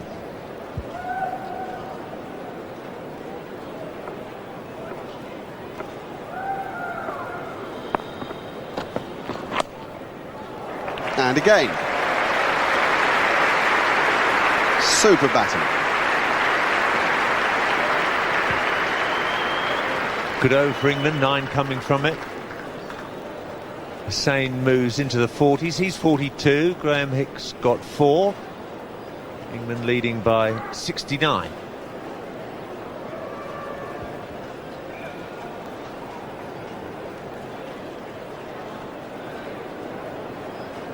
Matty Nicholson is continuing from the member stand end of the ground. Lovely bright sunshine around the MCG now. There was some control in that stroke from Hick. We've seen a lot of runs to third man this morning already.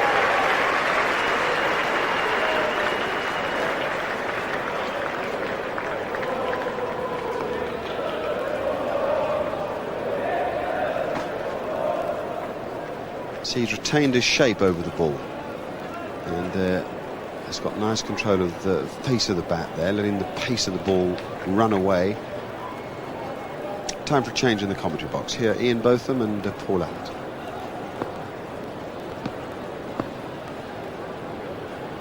Thanks, Mark. England are up to 149.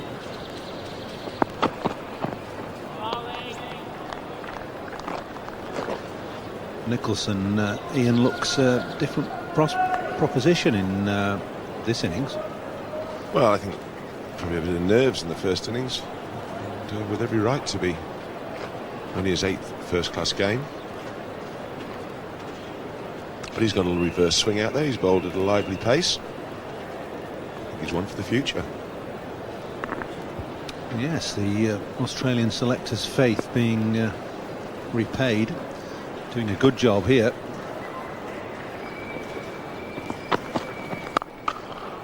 Oh, glorious shot. Absolutely wonderful cover drive from Graham Hick. Brings up the 150 for England. To say, I would just be thinking about bringing Glenn McGrath back into the attack just before lunch. It's vintage Hick. No real reason to run for that. He knows it's gone. Just over pitching, a bit of width. And that's what I think England have got to do. They've got to be positive. There's no point in just scratching around.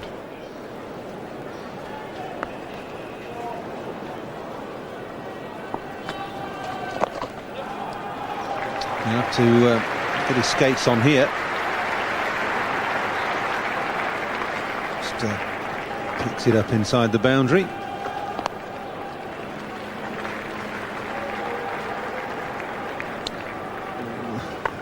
A shake of the head and another mumble and grumble.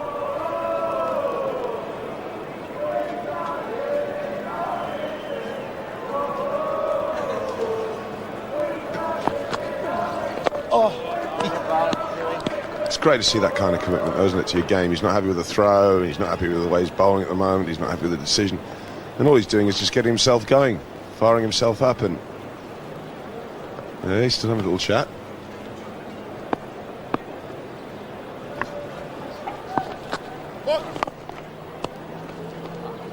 Yeah, different players gee themselves up in different ways. Some, like McGrath, obviously like to make as much noise and fuss as possible. Others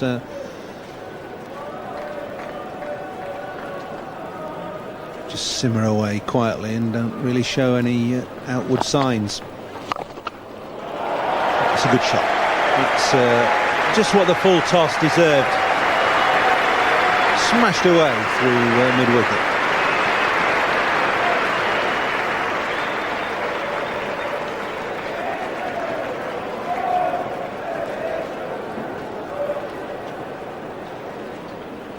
Third umpire, Paul? It might be the fourth or the fifth.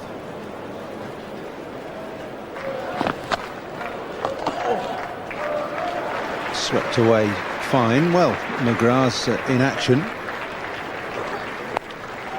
I'll be pleased with that throw.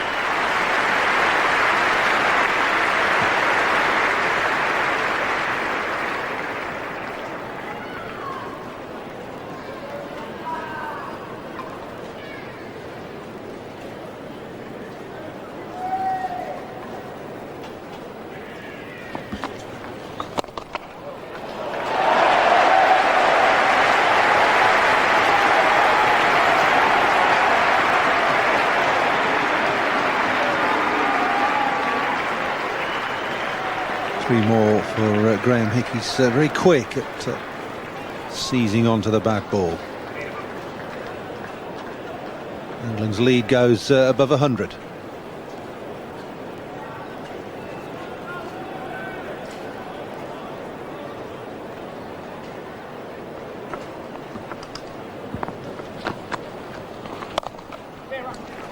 That's 50 for Nasser Hussain.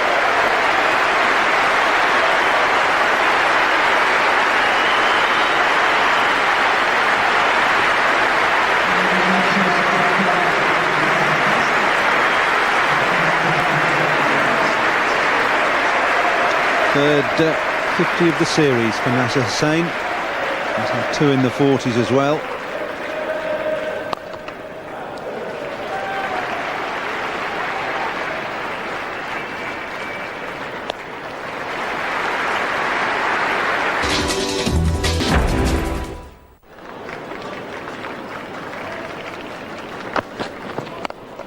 Hussein's gone again. He can't believe it. It's a bonus wicket for Nicholson. Nasser Hussain goes just as the partnership begins to blossom. Down goes a wicket. Hussain's out for 50 to a wide long hop. Well, this is a huge bonus for the Australians. All very happy. Young Matthew Nicholson gets the breakthrough again. The end of a tremendous innings from Nasser Hussain. Probably just trying to overplay the shot. Lifts it slightly. Michael Slater takes a good catch there at backward point. The Australians celebrate, and England in a bit of strife now at 6 for 178.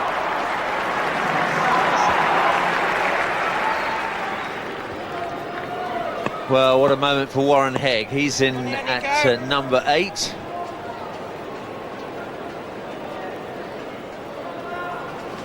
He's facing Matt Nicholson. Made just 3 in the first innings.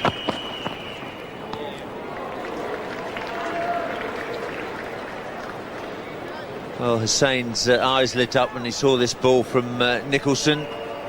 Could really have hit it anywhere on the offside, but straight to Slater. He takes another good catch.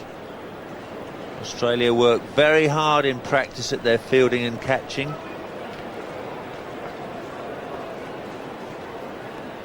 They don't miss much.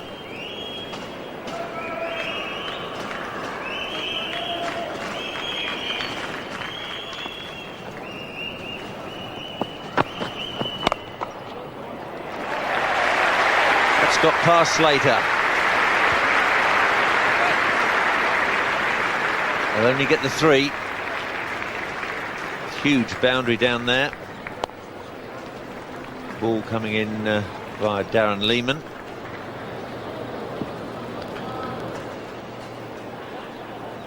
Very good shot there from Graham Hick. Let the ball come to him. Didn't try and overplay the shot. I talk about that a lot. I thought Darren Lehman, for instance, in the Australian innings, tried to overplay the shot and catches the edge and is out. And I think Nasser Hussain did the same thing. Eyes lit up with the ball outside his off stump and just tried to hit the ball too hard and just lost control of the shot. Graham Hick didn't make that same mistake.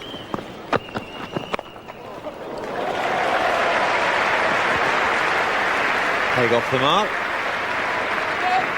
Slater charging away on the other side of the wicket now.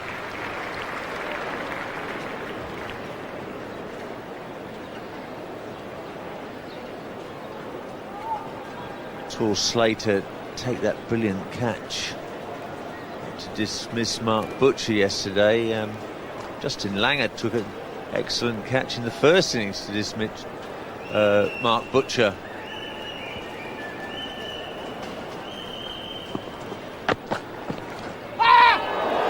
It's a great delivery. Poor stroke from Hegg. You can see Nicholson growing in confidence each over he bowls.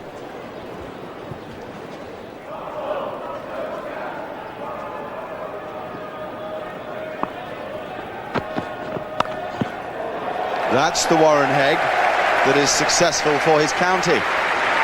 Gives it a fearful flay outside off stump, and third man and deep cover, better beware. Just wondering how much the Australians would have seen of Warren Hegg. Few of them have played a fair bit of county cricket against him, so they should have some idea. That's the one place you don't bowl to him. No, I mean, there's plenty of them out there who would have a very good idea of how Warren Hegg would play. The War brothers for a start. Michael Slater, Justin Langer, plenty of them. And I should think the team tactic will be to bowl about there. Yeah, trying to get him to come forward.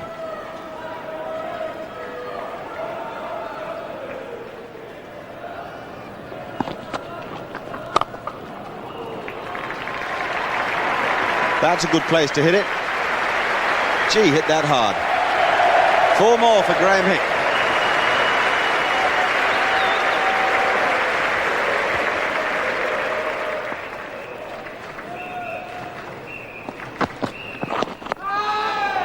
Going down the leg side, but another good Yorker. Interesting and dangerous weapon that from Matthew Nicholson. A number of times we've seen him pull out the Yorker, and it nearly has got through England defences.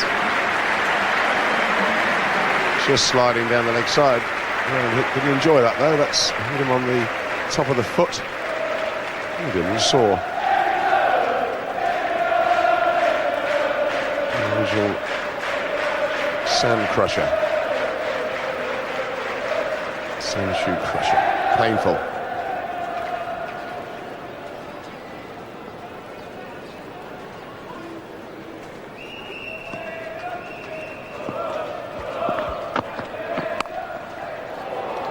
This time they've got a third man in place.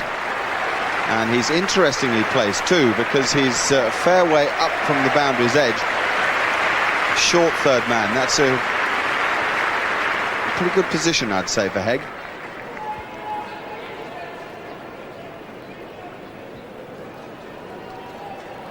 It's a fly slip, isn't it, position? We were saying how much Australians out there that know Hegg, they've certainly done their homework, and they've certainly told the young Matthew Nicholson a bit about him, I'm sure, as well.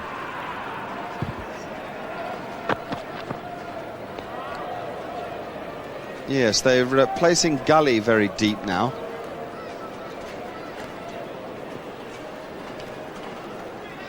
Steve Waugh is right back here, some 10 yards deeper. There's the short third man, and cover is very, very square and also very deep. So they've got three guys, all suffering from Ian Botham's work with a pen, but three guys in position for Warren Hegg.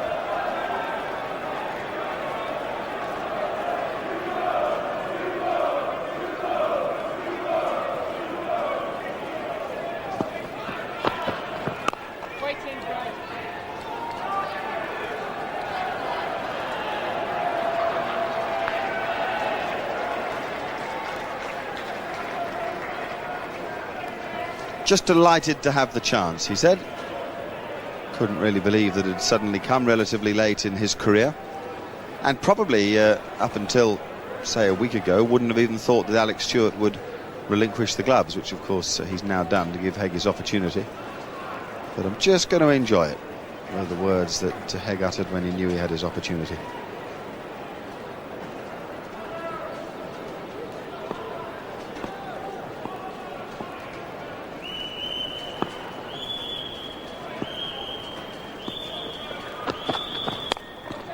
There he goes again. There's a man out, and he's fallen for the trap. That is a poor piece of cricket from Warren Hegg. That is set up, and he has walked straight into it. Matthew Nicholson able to bowl where Mark Taylor suggested, and that's a soft dismissal by England. Well, the drawing might not have been the best. Warren Hegg is always hitting this in the air. McGill's there for it. That's a good catch. He's struggling a bit with his hamstring, Stuart McGill, but he made the ground. Matthew Nicholson picks up another wicket. Warren Hegg has gone for just 9. And England now, you feel, in all kinds of trouble at 202 for 7.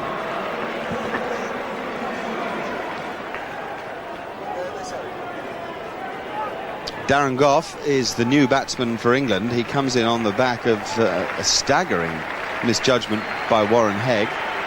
And there's a danger of Graham Hick, who's playing extremely well, being left stranded here.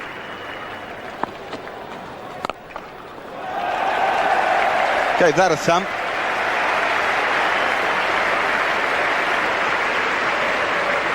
It's a difficult situation for Graham Hick. The way I see it, I think now he's got selective hitting. So you have to say that you're a brave man that has any faith in what's left in the hutch for England. History tells you there's not much to come.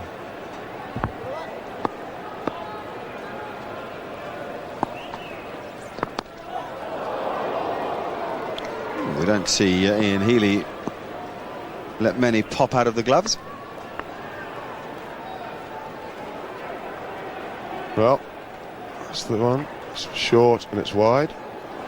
Warren Hegg accepts the bait. Stuart McGill does the rest.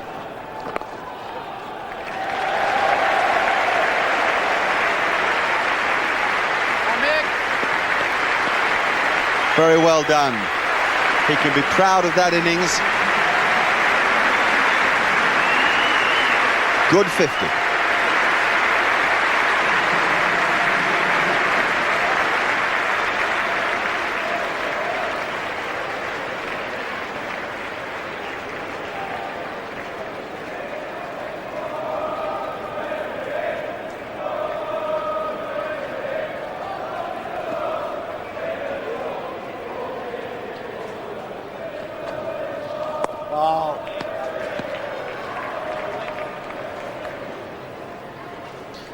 You see, what's so frustrating about this is that in the previous over, Hegg played that shot and there was no third man down there. Orthodox gullies, orthodox cover.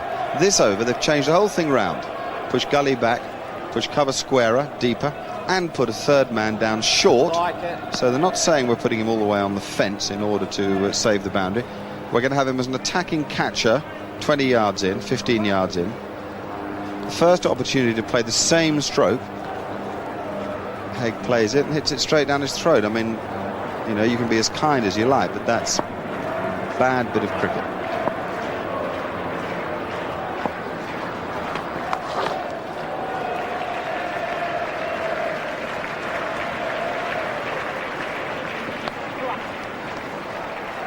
It's 207 for 7.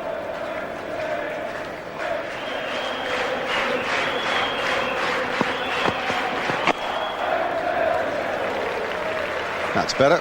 Get Graham Hick back on strike.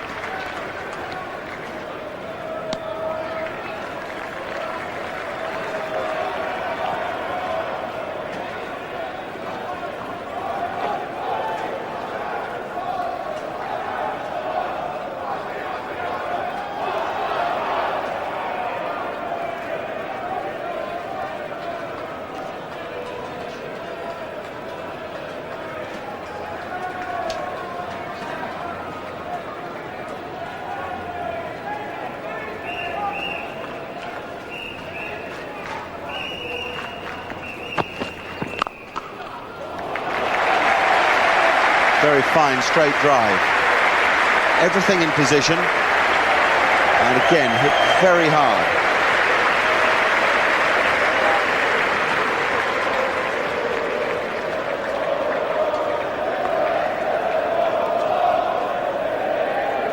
Lovely shot.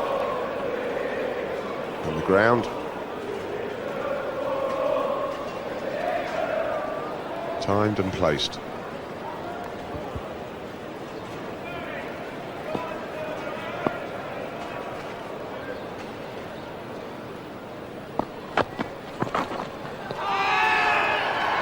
They've asked the question, but Steve Buckner isn't even prepared to answer it, I don't think. Now, we've got a warning here. Steve Buckner is telling Matthew Nicholson that he can no longer run on the pitch without further warnings. He's getting beyond the 5-foot mark and he's being told off for it.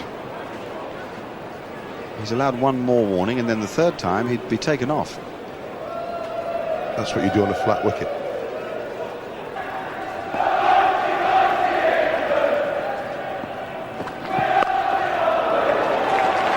Well, played again. He got a little hurried, but he didn't worry about it. He just went on through with the stroke. He's starting to hit the ball really well.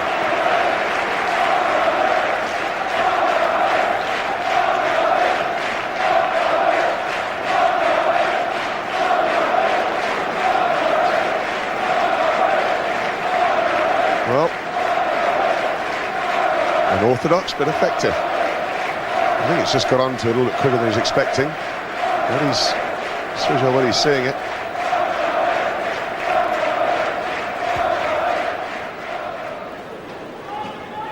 Graham Hick is 60. Gough is on 4, and England lead by 151.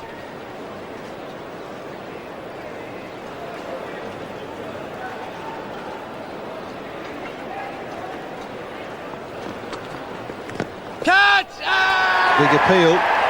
McGill thinks he's out. The umpire thinks he's out. He's gone. Caught at short leg, Darren Gough. I don't think he likes it very much. It was a quicker ball, fuller, dipped. And Gough has gone, and Hick stranded at the non-striker's end. Well, Hick will be a bit annoyed because I think he feels that there should have been 2 for his last pull shot. That was the skidding top spinner, or attempted to be, and looked as though there was some bat there, and umpire Harper says yes, there was. So Darren Gough is gone, and England 221 for 8.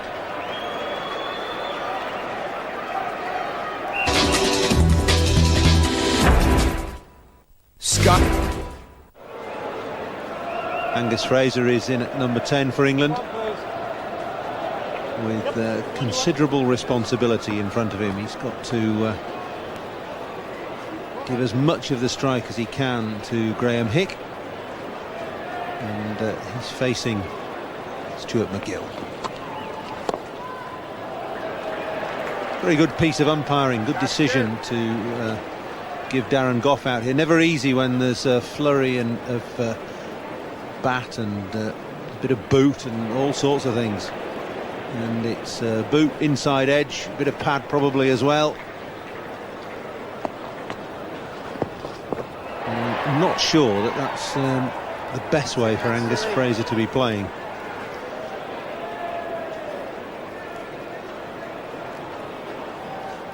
It's a pretty courageous decision as well there by umpire Harper, but a good one. Michael Slater with the 4th catch of the innings. Gone now. Super leg stump Yorker from Damien Fleming. He really does bowl that well. Stunning bit of bowling and very good innings. And England are 9 down. Well, no thought of giving Hick the single and having a dash at the tail ender, Angus Fraser. It was all out to get rid of Graham Hick. And what a beautiful in-swinging Yorker it was from Damien Fleming. He's produced one in the last game and now another one in this one. He's 221 for 9. Alan Mullally in at number 11, and some would say it's his rightful place. In fact, probably all would say.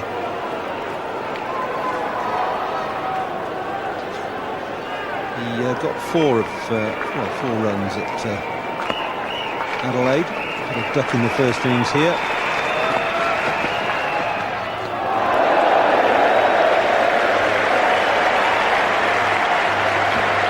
And Damien Fleming, his head went back very sharply as soon as he bowled that delivery. Not this one that got rid of Graham Hick. That was a beauty. A late in-swing, not quite a Yorker probably, but a very good line to Graham Hick.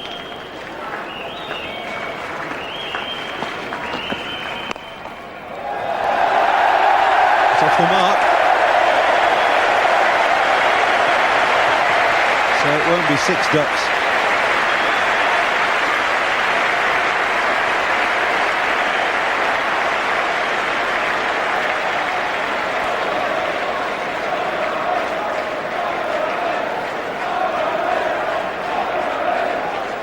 Naught at Brisbane, a pair at Perth, Norton 4 at Adelaide, and Norton 1 here at Melbourne for Alan Mullally.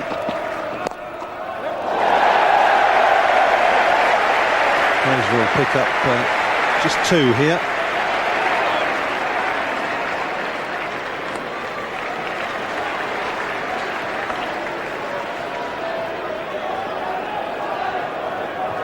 Angus Fraser doing the right thing there. The field is up, particularly on the onside. No one out in front of the wicket. As soon as he saw it on his pads, he was playing aggressively. Good slow ball that Fraser hasn't picked at all. He's just poked at it but got away with it.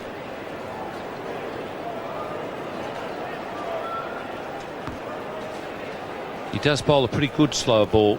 Generally it's the off-cutter style, and he sort of does it by it's almost a split finger type of delivery.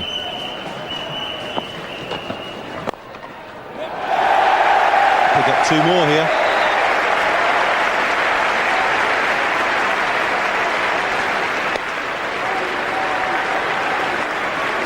Fraser solidly forward. Leaves Alan Mullally on strike to Stuart McGill.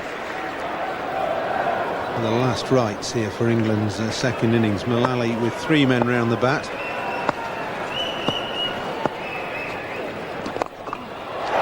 He's hit it hard and high over long on, and he'll pick up 4. It's a pretty sensible thing to do. Exactly the right thing to do with the fieldsmen all in around him. He certainly wasn't making any runs defending. And I guess there's a few bowlers up in Queensland are just feeling a little bit better now. Didn't Alan Mullally get 20 odd in that last wicket partnership and win the game against Queensland? Did indeed, up at Cairns in partnership with Robert Croft.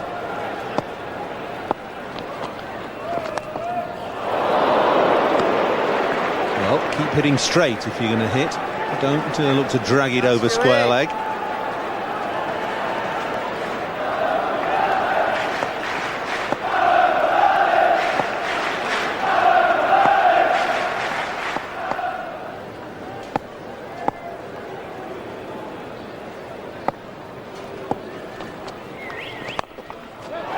Again, don't get 4 for this unless they run 4.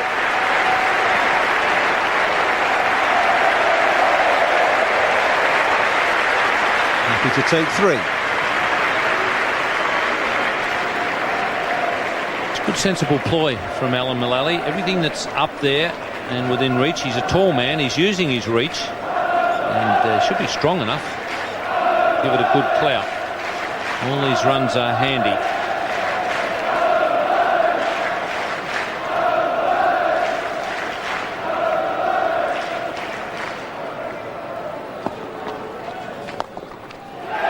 Fraser getting in on the out with his favourite sweep. 2, 3, 4 for 9.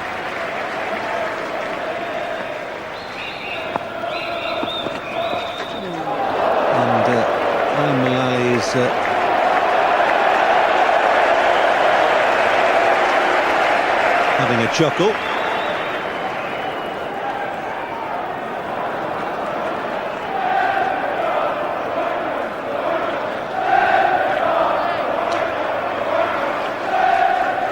I'll bet there are a few of those 20 odd scored in the region from sort of point to third man. They all count though. It's all part of the field.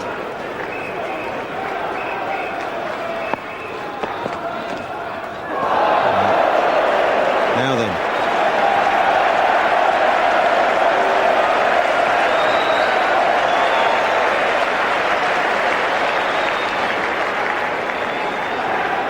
Well, he is doing the right thing here. He's obviously decided if it's up, he's going to try and whistle it into the outfield. But he's also not taking a backward step. He's indicated to McGrath that, OK, I'm here. I'm going to try and get a few runs. Gus Fraser's perhaps told him maybe the odd defensive shot wouldn't go astray.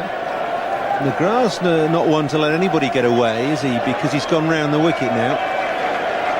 And there's an old score to settle here as well. Mullally bounced McGrath out. McGrath got in a horrible tangle. And McGrath is coming round the wicket now to pose even more problems to Mullally.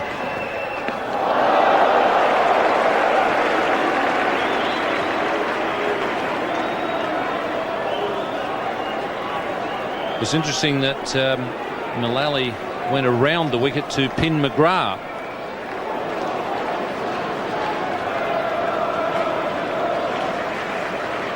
This is the end of McGrath in the first innings. Very good bouncer. Fended off and, well, spinning back onto the stumps. Looked rather ungainly. Is McGrath having a go back? And that's well played. Now that's what Mullally should be doing. Good stuff.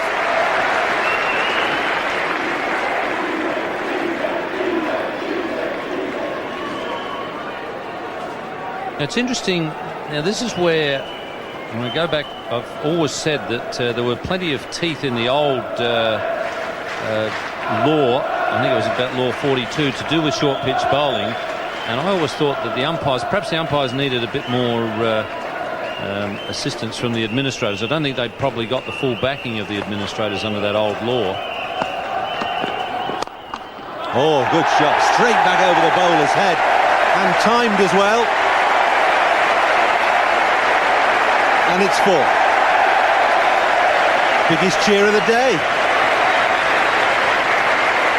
Well, he's done the right thing here. He's given McGrath something to think about. He's let McGrath know that he's not just going to fold up and go away. played a good defensive shot. Now he's decided that anything that's up, it's going to go, and that's a sensible way to play also, with the fact that the field is up.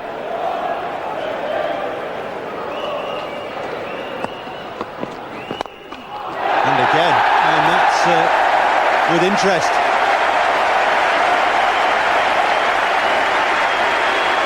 Nothing wrong with that. Keeping his eye on the ball and hitting through the line. And McGrath can go away to fine leg and chunder away to himself all he likes.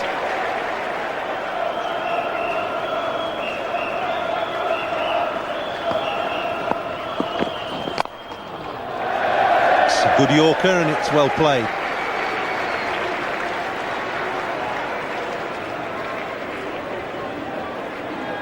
Well, Alan Mullally is doing basically what Stuart McGill did.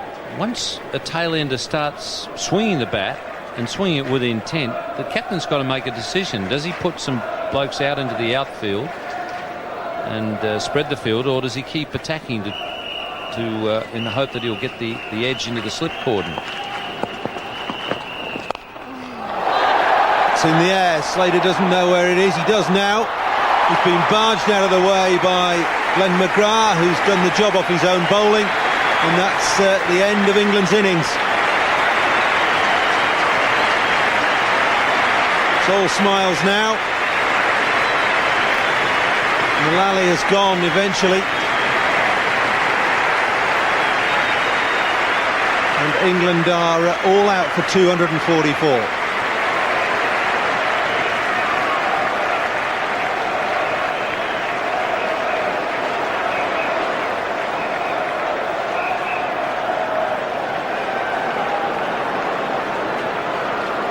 That's the end of Mullally.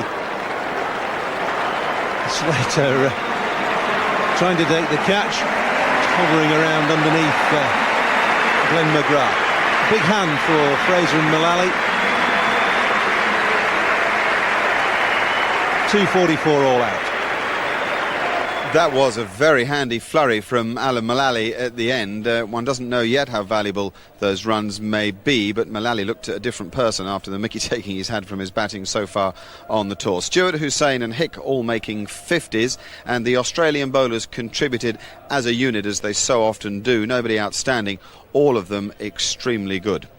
That is the situation of the match as we enter the final innings of it. 175 for the Australians to win, and 10 wickets if England are to be heroes.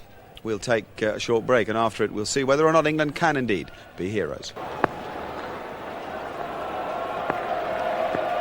Darren Gough to Michael Slater.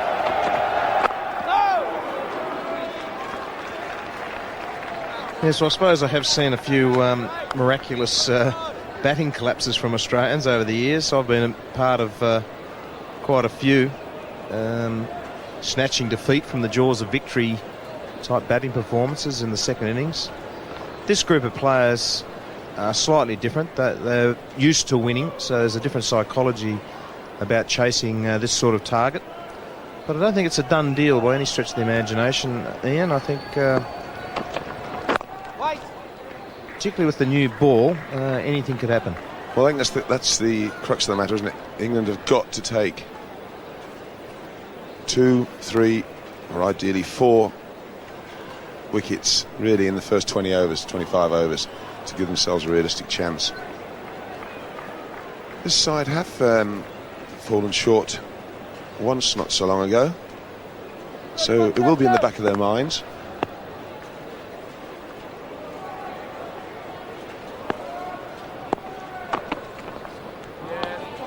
Back to 97 in England, and there's quite a few players in that side that are still here. Mark Taylor, Mark Waugh, Steve Waugh, Ian Healy, Ben McGrath. So they'll all be thinking, they'll be in the back of the mind, chasing 124. And were bowled out at the Oval for just 104. Yes, Ian, but you had a left-arm spinner bowling. I don't see any spinners out there in the England camp.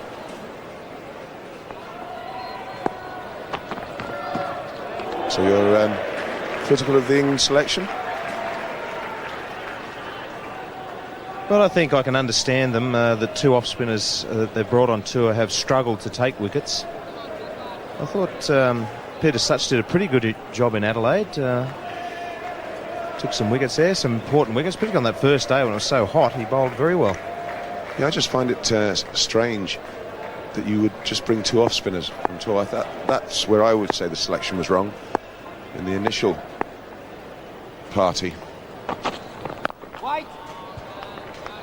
Well, that's right, and if you go back to that original selection, yes, fair enough. I was very surprised that two off-spinners, if they were crackerjacks, you can understand it, but they are journeymen really, aren't they?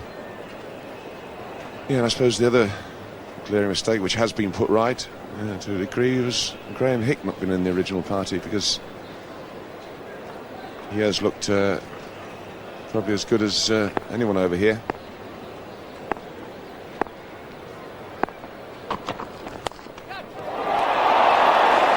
Edged and flown away for streaky runs. Now, was that at catchable height? Well, this is the way Michael Slater's going to approach this. He's going to be all-out attack. He's got away with it on this occasion. Probably, maybe got a hand on it, but it was going to be a tough call. It really flew off the bat, so it was coming. But Mark Butcher was a little late on that. Maybe didn't pick it up as early as he liked. Yeah, I think the bowlers, well, they don't enjoy it being dropped, but I think they feel a little better if someone gets a hand on it.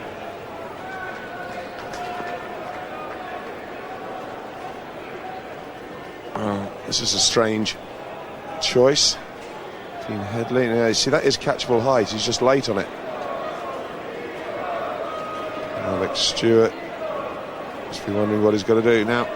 I find this amazing. I'd have given the ball to Alan Mullally. He's been out there, he's fired up. 16 runs, bit of a goer. And also the psychology of it. He was given the new ball. We do some strange things. I mean, Alan Mullally was the pick of the bowlers in Brisbane, and I think he should have the ball here. Can't afford to let the Australian players get away.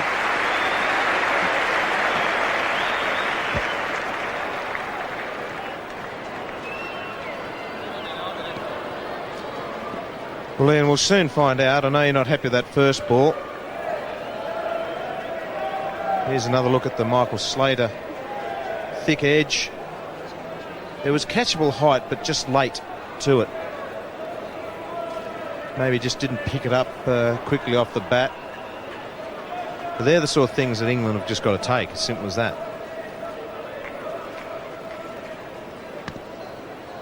The Australian openers have made their intentions quite clear. They're going to be positive. I think that's the right approach. Well, it's short, it's gloved away. It's 4 more. It's not what he intended.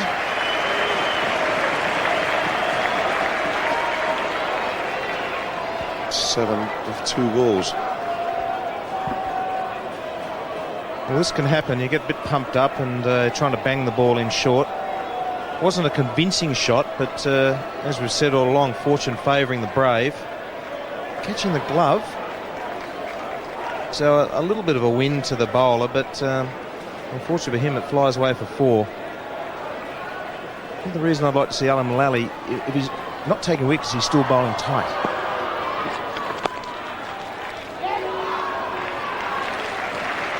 Good running. Bit of sideways movement there off the seam, and that's why it's so crucial. This new ball, you really have to strike, and strike early.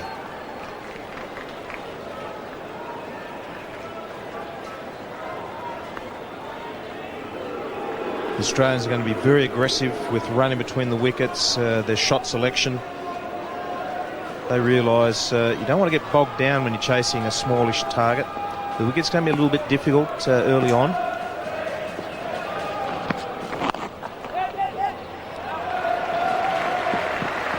And again, good aggressive running. It might have been tight, Michael Slater's liking. And Mullally, of course, left-handed.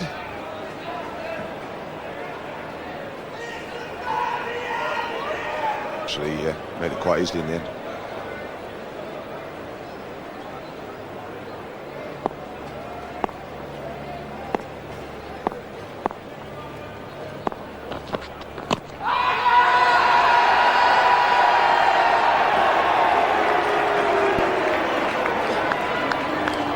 Well, it sounded like two noises there. I'm not sure there's a little bit of inside edge, and it seemed to be quite a way down.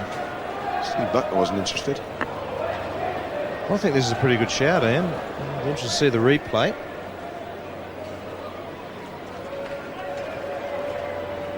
I think that might have been pad then bat, if anything.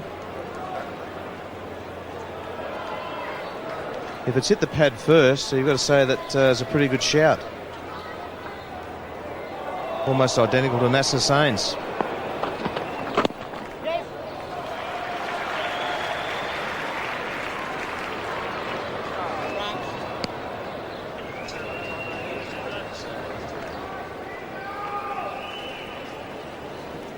No, let's just have one more look at this. My initial reaction when I heard it, stumped Mike, was just a little bit of two noises, but the more I look at it, yeah, I think there is just a little inside edge. Yeah, I think that's actually a very good decision. Giving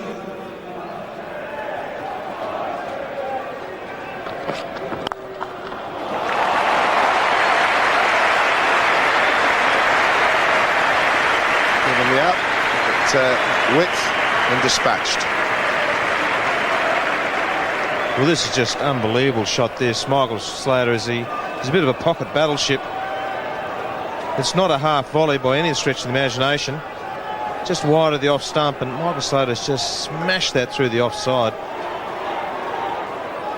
That is a fantastic cricket shot. Good footwork. Very compact in the way he held the bat through the line of the ball. No ball.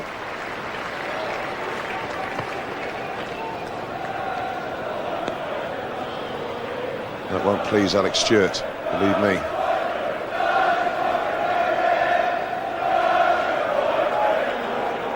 Just a few calming words from Nasser Sain. Sometimes the old adrenaline pumps a bit hard through the fast bowlers, and they try and bowl just a little bit too fast, and trying to gain that extra bit of pace, they overstretch and they just don't bowl as well as they might. More runs to Mark Taylor. It's one of those wickets that you probably don't need to be right at absolute quickest. It's more just bowling a good corridor and using the new ball, get the seam up. Well, that's the one thing that Fleming and McGrath do so well, isn't it? That seam comes down, hits just about every ball. We just have to ask Mike Atherton what it's like facing those two Australian bowlers first up. It's a real struggle. The ball just comes down, you know, the seam straight up. More runs to Michael Slater. Again, hit on the rise. Not going to take on Gus Fraser's arm for a third. But very positive stuff. The seam comes out of Dean Headley's hand, wobbling around.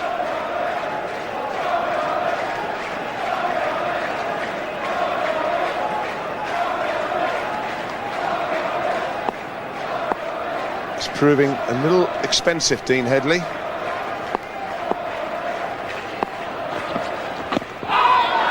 that's got to be very, very close. It's kept low, looked back, and that was right in front. And I think Michael Slater gave himself out.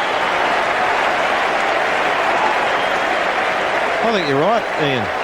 He was walking off almost as soon as it hit him on the pads.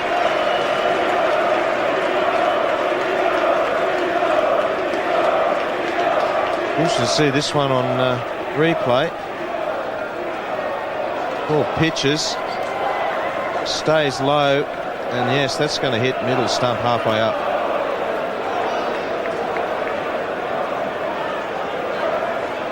Well, Steve Buckner had doubts, but I think Michael Slater gave himself out. It was Plum. He's gone for 15, and it's 31 for 1.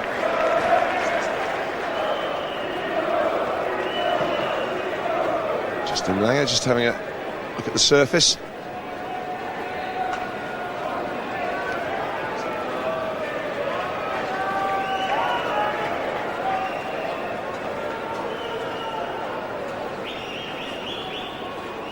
But a pretty good series, Justin Langer.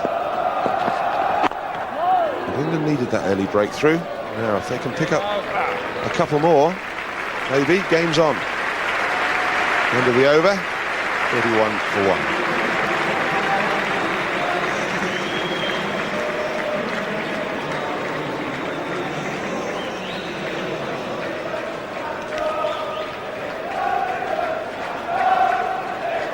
There it is. Michael Slater just starts to walk. I'm convinced he does. He knows it's nipped back. He knows it's kept low, and he's on his way before Steve Buckner gave him out. Ian Headley needed that because Michael Slater was just starting to get into him, and more importantly, the England team needed it.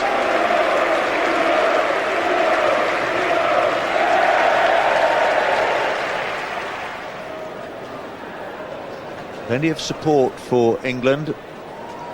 A lot of people booked and paid for trips to Melbourne and Sydney. Someone leaving just before Christmas from the UK, others leaving on Boxing Day. Didn't know England were going to be out of contention for the Ashes before they booked. That's a good shot. Key thing to look for here is the way that Taylor waits for the ball and plays it behind square. Yeah, he's been setting himself for this all over, really, knowing that Gough is going to stray outside off stump. But that is a beautiful exhibition of how to play the square cut.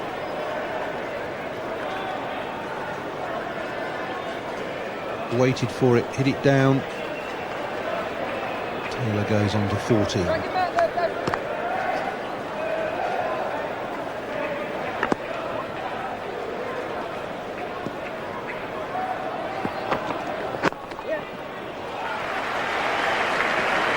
Taylor will be back for 2. Prakash chasing from short leg.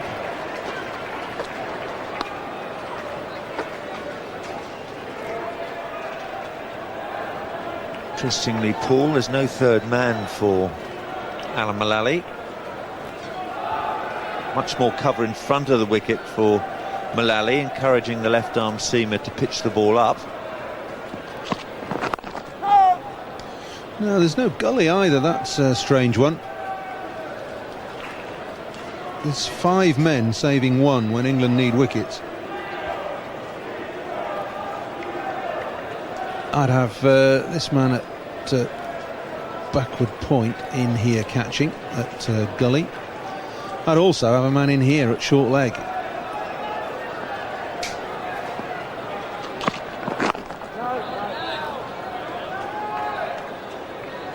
I think it's something that perhaps lets Alex Stewart down at times, his field placings and the amount of aggression he shows in those field placings and the amount of imagination.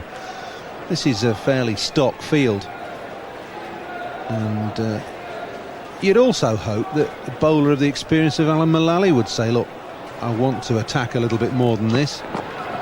There's movement there. It's not well directed, but there is movement. I can't help thinking that Mullally perhaps thinks, oh, well, let's just set the field back from the first over. I don't want them to get away to a flyer.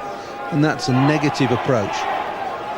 There, the 2 men saving 1 on the leg side and the 3 on the offside.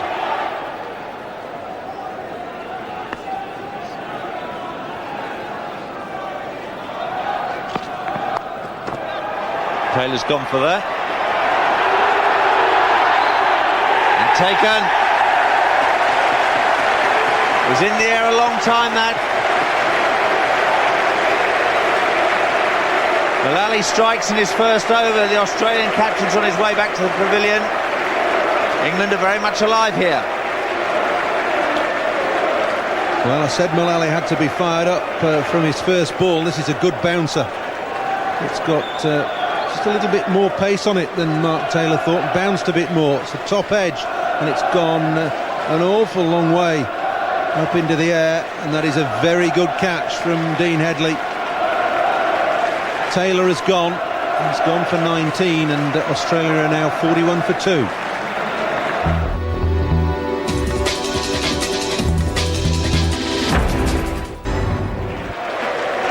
Mark Waugh comes out to join Justin Langer. Mark Waugh at the non-striker's end. The batsman crossed while the ball was in the air a very long time down to Dean Headley. Headley fielding down in front of a whole group of English supporters.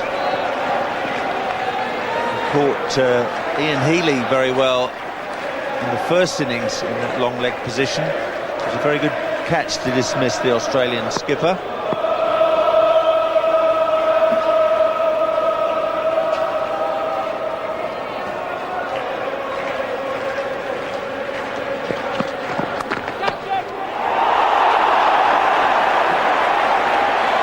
Diving forward, he couldn't hang on. Terrific first over from Alan Mullally. A wicket maiden for him.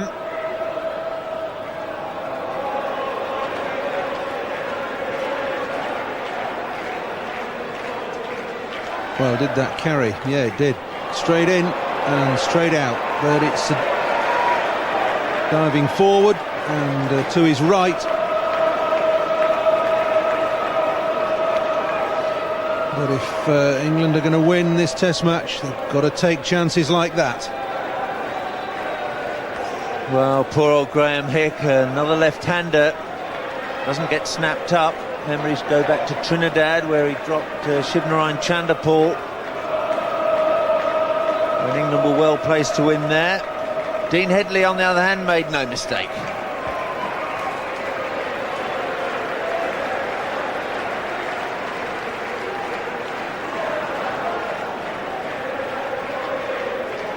Top edge from Taylor. Ball was on him quicker than he was expecting. Not so Dean Headley, had a very long wait to take the catch.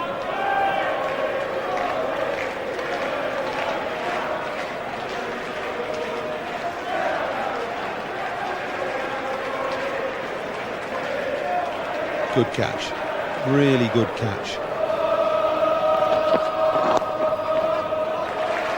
Mark Waugh off the mark. He'll look to come back for 2.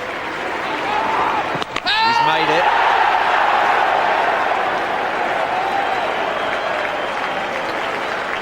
Good throw from Mullally. This is nervy stuff from Australia. Mullally had to run round there. Wasn't any need to come back for 2. Just in. If it had hit, then Waugh would have been gone. Mark Waugh really had to accelerate here. I just saw him feeling the back of his hamstring there. He's really at full tilt. Masses of English supporters here, chanting the football songs today, and with big grins on their faces. That's well timed. Didn't try to hit it too hard.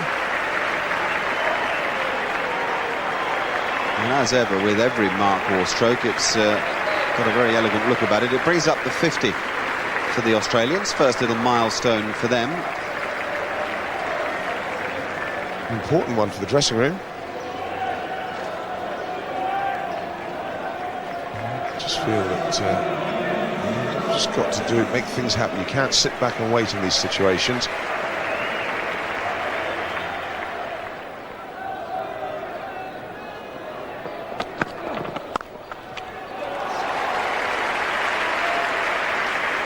Good half stop. and an important half stop too, otherwise we'd have had Fraser kicking the ground in disgust. It was well struck by Langer. I think you might see Angus Fraser going around the wicket. As I speak, he moves to go around the wicket to Justin Langer. I think they have a theory, because he looks to play the square cut, and he's very strong in there. If they can just get the ball angling into him, it makes that shot a little more difficult to execute. This is a fine stop there. Saved 2 runs.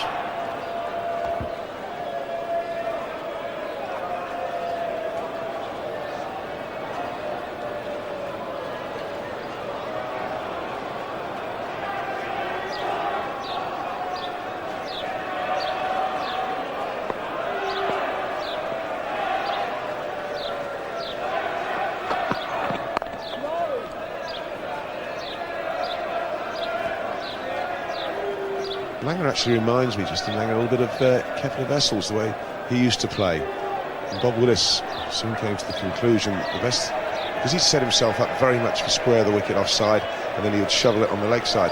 And he worked out very quickly that by coming around the wicket, he could time up and cause Kevin Vessels a lot of problems, particularly in one series. He had to go away and rethink his game. I think this is a good move.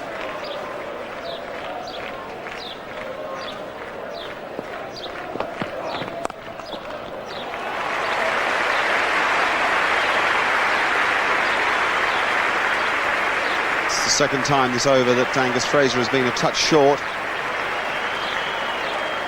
He can't be at his pace, not on this wicket. And you must know now that Justin Langer's going backwards. You've watched him score a lot of runs for Middlesex, and he knows the 2 shots he loves is this pull and square cut. You're better off in actual fact bowling probably 6 to 12 inches further up than normal to him.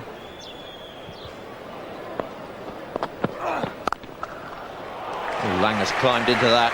It's a beautiful shot.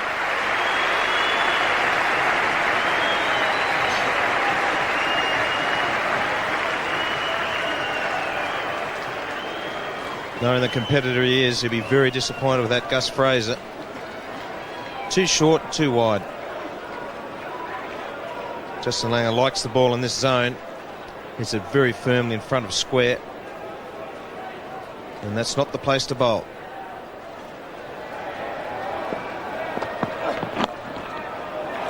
Gone fine. Goff can't get there. That's 4. That particular boundary will have brought generous applause from the Australian dressing room. That's the boundary that takes them below the 100 runs required.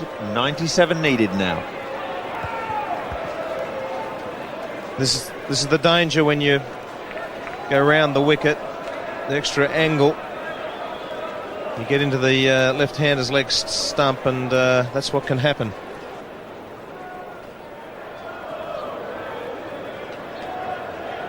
Darren Gough is bowling now from the southern stand end.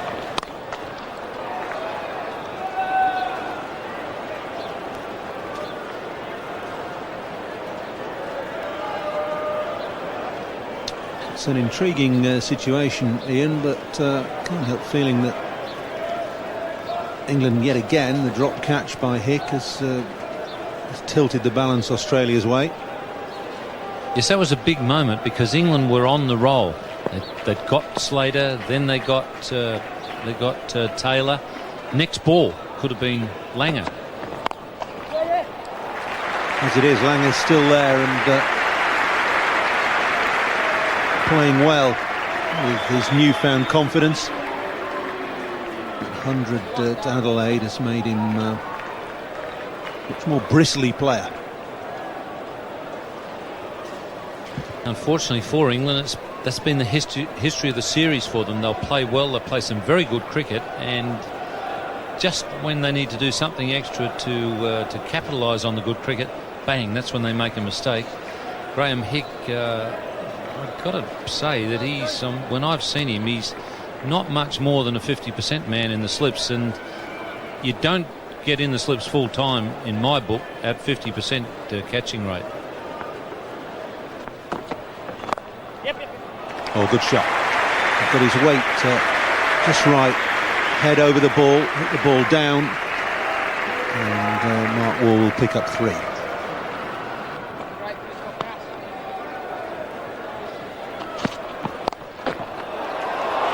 Oh, what a brilliant catch by Ramprakash at square leg. That is absolutely superb. And it's just exactly what England wanted. A bit of brilliance.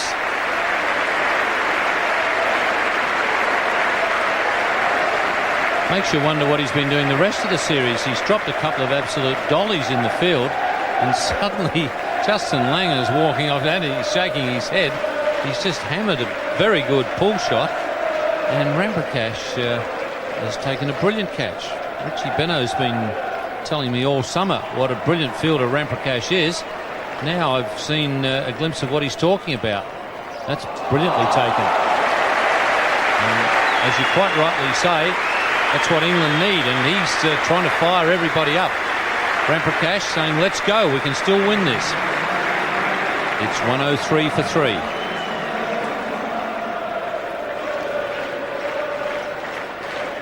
Australia's hero of the first innings, Stephen Waugh, comes to the crease. 122 not out in the first innings. And big moment here with Australia 103 for 3. They still need 72 to win, and this is the big wicket for England. Here's Mullally bowling to Waugh.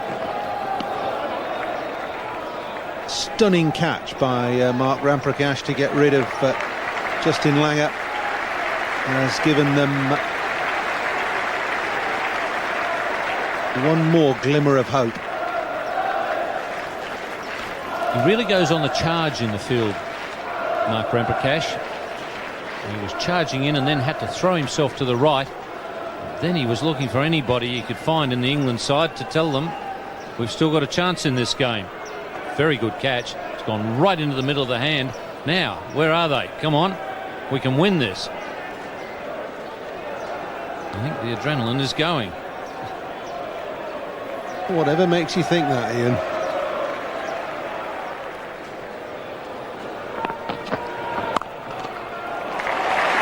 Crashed that through the offside. It's going to be 4. And that's not good stuff from Dean Headley.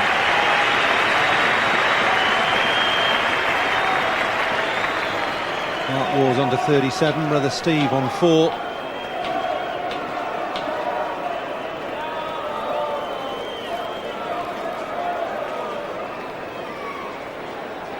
Just been saying that it seems almost certain with the improved light here that play will end this evening, one way or the other, and with strokes like that it might be Australia's victory. I think under 50 now needed. That is a cream cracker of a cover drive. Well, Michael Slater played one earlier, and I don't know whether this is not better. That is just awesome power.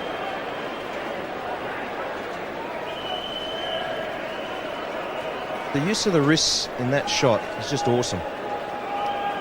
He gets so much power just with that short back lift, follow through. There's a man down at third man. Waugh will want to come back for 2 and decides not to in the end. They know that Mullally has got a very good, fast, flat throwing arm, and they're wise not to risk it. Things are going Australia's way, so now isn't the time for panicky running. It's a question of measured control and thump the loose ball. And dare I say it, but you wouldn't wish for 2 batsmen more likely to win you a game under pressure than these 2, the Waugh brothers.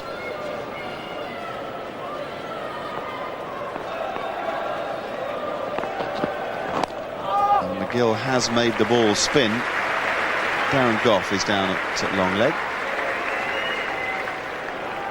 One of the reasons why I think going into a test match on a pitch that starts pretty dry, I know there was some moisture there because of the covering and the delay of the day, the surface essentially was dry underneath. It had some dampness on top, and I think going to a match without a specialist spinner at all in test match cricket, the length of the game, I think it's a terrible risk.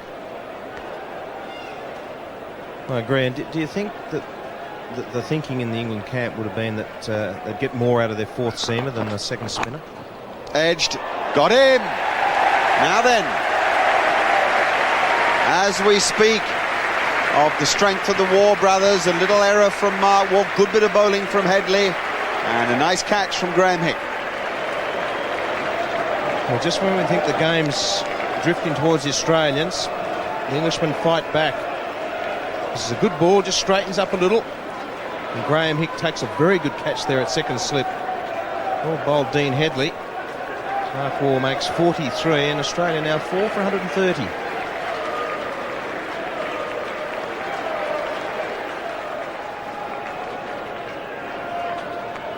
Darren Lehmann, the new batsman, plays for Yorkshire in the county championship. Brought back into the side by the Australian selectors in place of Ricky Ponting. Got out playing a pretty flamboyant stroke in the first innings, and will feel the heat here, I'm sure. You'd absolutely guarantee that a fair bit of adrenaline pumping through the veins. He's a naturally aggressive player. So if he gets started, well, it could be over tonight, definitely. But yes, he can be a bit of a nervy starter.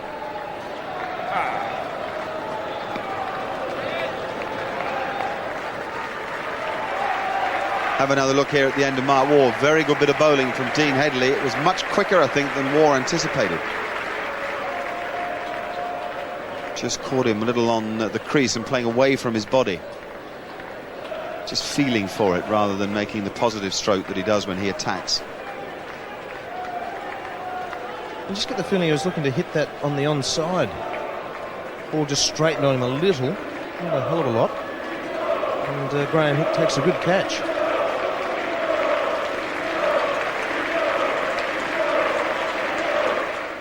Darren Lehmann on strike.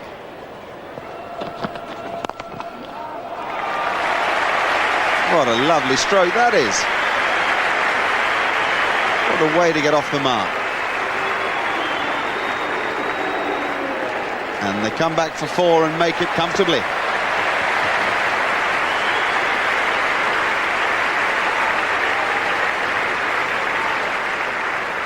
More good running after a super shot. Not a half volley. Darren Lehmann just plays it nice and straight. Bit of timing. Very good shot to start your innings.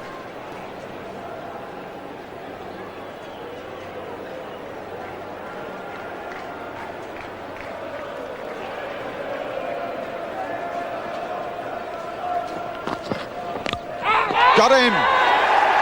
Must have got him. That was quick.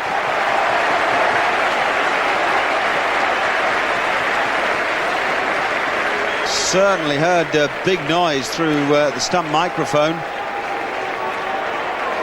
At first, I must admit, I thought that had clipped the stump.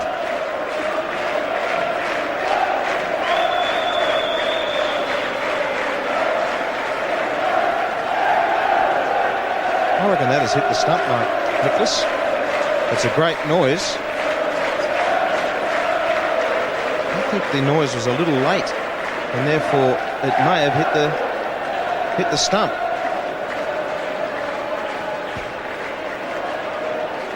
It's 140 for 5.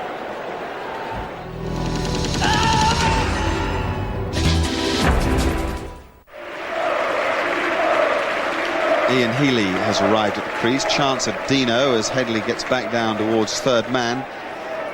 We've got a tense one here, 140 for 5 now. Lehmann has gone. Stephen Waugh is on strike. Feels as if for most of the MCG are behind Darren Gough at present. Lehmann looked pretty unhappy with that decision given out caught at the wicket, but there is a loud noise on the stump microphone at exactly the moment the ball passes the bat.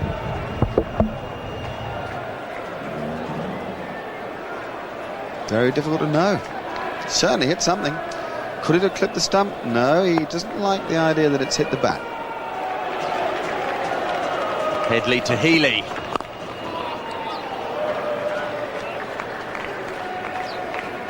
Ian Healy negotiates his first ball without any problem. 140 for 5. Australia need 35 more runs. They set out needing 175 for victory.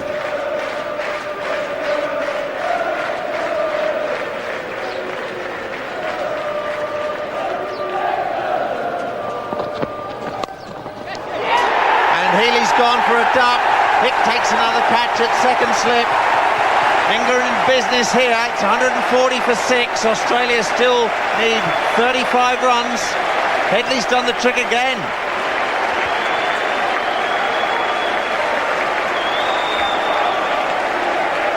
Well, this is tremendous stuff. It's in the perfect slot. Ian Healy coming at it hard. And Graham Hick. They keep on showing the one he dropped. He's caught some good ones as well. And Healy, who's been a major thorn in England's side, he goes second ball without troubling the scorer. It's now 6 down for 140 runs.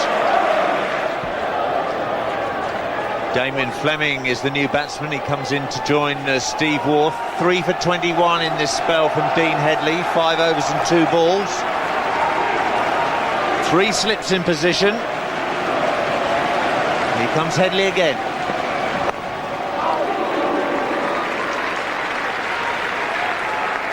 Well, I think we all knew that Ian Healy wasn't going to hang around. He was always going to be positive. But this time, the ball takes the outside edge, and Hick makes no mistake. Diving to his right.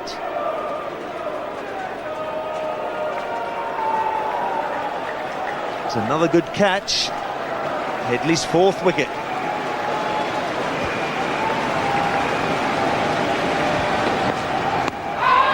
Big shout. Not out, says Buckner. Everybody's heart stopped in the ground waiting for cool Steve Buckner to give his decision. Well, I actually think there's some bat involved in this. So to me, as if there was. The inside edge was there. If there wasn't, it was out. But it certainly sounded like 2 noises.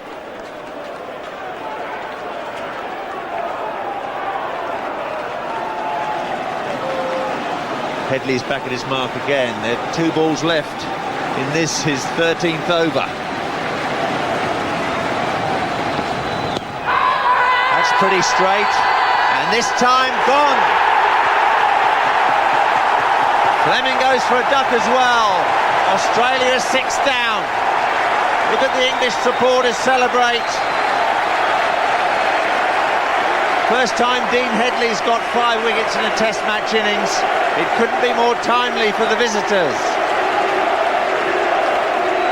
While this is all going on, Steve Waugh has stood the other end, and on striker's end, but absolutely nothing he can do about it. Again, it's straight, it's well up there, it's out. That is absolutely plumb.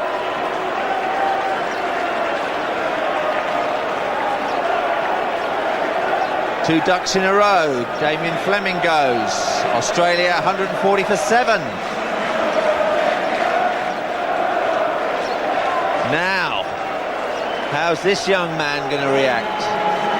Matthew Nicholson playing in his first Test match. He was as nervous as a kitten when he had the ball in his hand in England's first innings.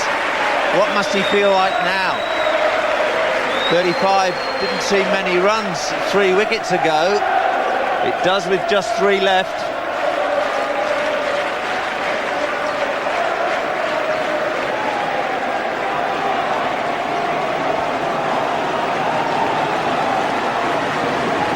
In 4 overs, Australia have lost 4 wickets for 10 runs.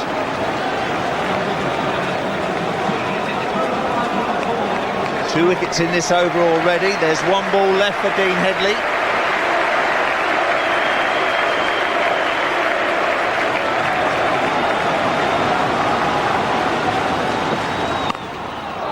Nicholson keeps it out. A magic over from Dean Headley, a double wicket maiden. 5 for 55 his figures now from 13 overs. And in this last spell, 4 for 21 from 6 overs.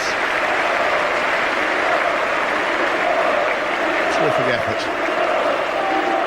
Believe me, in this situation, it's nicer to have the runs on the board. And the one's chasing it. He's done it many times for Australia. Steve Waugh guided the tail through. I just get the feeling that Headley's up, charged up, the crowd are behind him. A lot of noise, a lot of atmosphere. Fleming's dismissal, there's no doubt about that. Who would you back at this stage? It's too close to call, isn't it?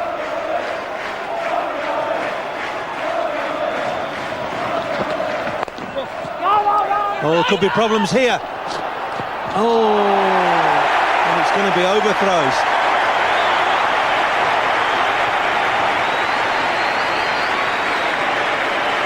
Two runs to Steve Waugh, but Dean Headley was dead right to do what he did. He had to do that. There's no recrimination there. I think Alex Stewart's complaining of obstruction there, complaining that Matthew Nicholson obstructed the bowler. Have a look at what's happened here. Matthew Nicholson comes down. No, he's quite entitled to do that.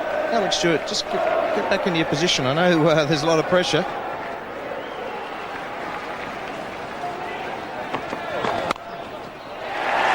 Flashed away, square on the offside. And Steve Waugh will pick up two more. Australia edging ever closer to that 175 target.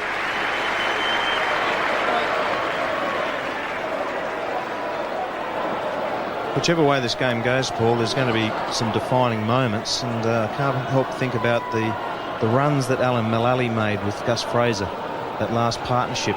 Will that be a defining moment? It will be if England win. If Australia win, the defining moment will be the partnership between Steve Waugh and Stuart MacGill in the first innings. That's well played, and Waugh can take the single.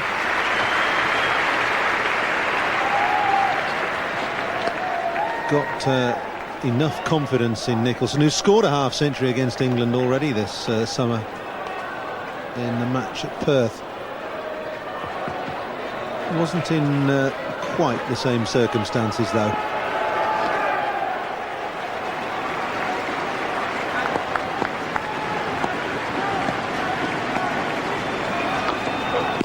Oh, that's a big shout. It's close, but not close enough for Daryl Harper. The only thing I can think of is that it was going down the leg side.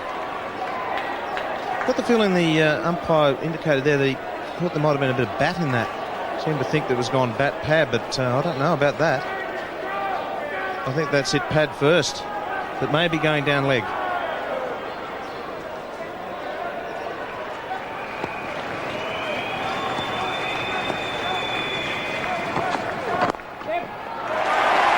Work through mid-wicket. It's only one, though.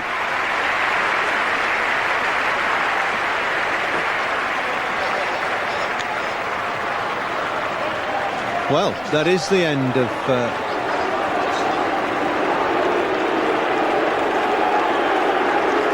well, it's not the end of the day's play.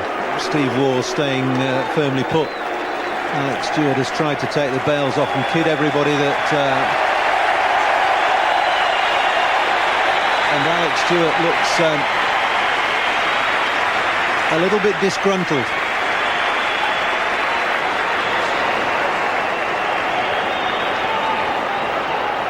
He's complaining that England will have had over 4 hours in the field without a break. Unfortunately, that's not the umpire's problem, really. The umpires have to administer the rules and the playing conditions as laid down. It may well be a flaw in those playing conditions, and it may well be that something has to be done about them in future, but as they stand, then the umpires are exactly right in that decision. And I'll tell you what, Australia are on top here now. Steve Waugh and Matt Nicholson had no intention of going anywhere. England wanted to get off the field, and the psychological advantage has shifted right the way back to Australia. He knows he's got to bowl 8 overs. There's no good going slow now. You've got to bowl 8 overs. Now he's calling the boys, well, let's go and win it then. If we're going to keep us out here, let's win it.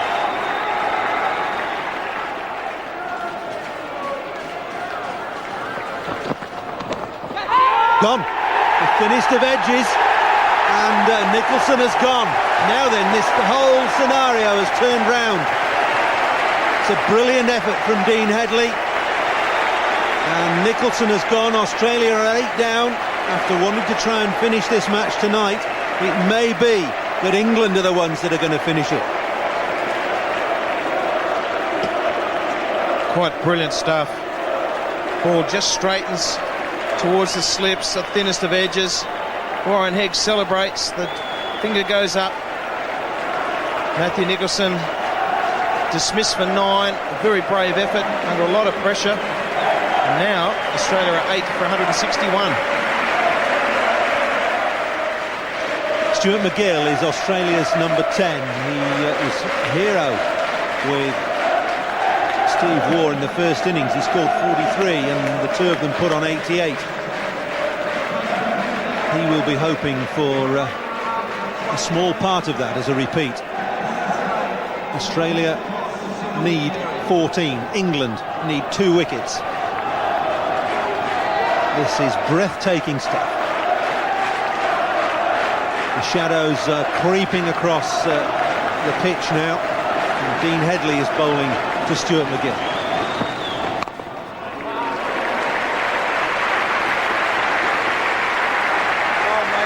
Big effort from Dean Headley. That's very impressive.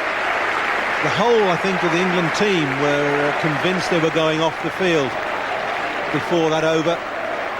And the umpires made them stay out because the Australians wanted to. The finest of edges. Dean Headley appealing, Steve Buckner giving the decision, and Warren Hegg taking the catch.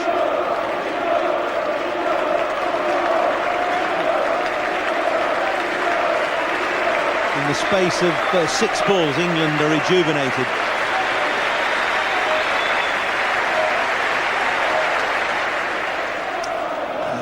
England are giving Steve Waugh a single here. Yes. And he's taking it.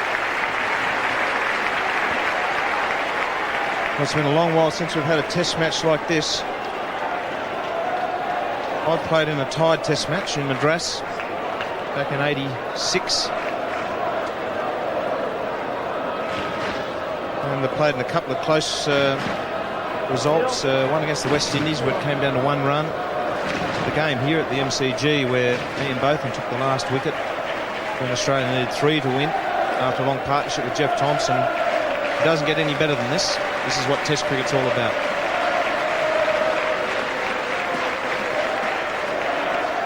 What it's doing for England is it's restoring a fair amount of their credibility, which has been at a pretty low ebb throughout this Australian tour. They're showing that they can compete. Oh, got him! Stunning ball from Darren Gough. The in-swinging Yorker has demolished Stuart MacGill's stumps. Steve Waugh left MacGill to face 5 balls, and Darren Gough has done MacGill with the first ball he bowled at him. A purling Yorker. Sensational delivery. Just swinging in just slightly as it approached the bat. Just enough to miss. Quite unemotional, Darren Gough. Quite amazing. Stuart MacGill couldn't do it again. It's a duck for him. Australia now 9 for 162.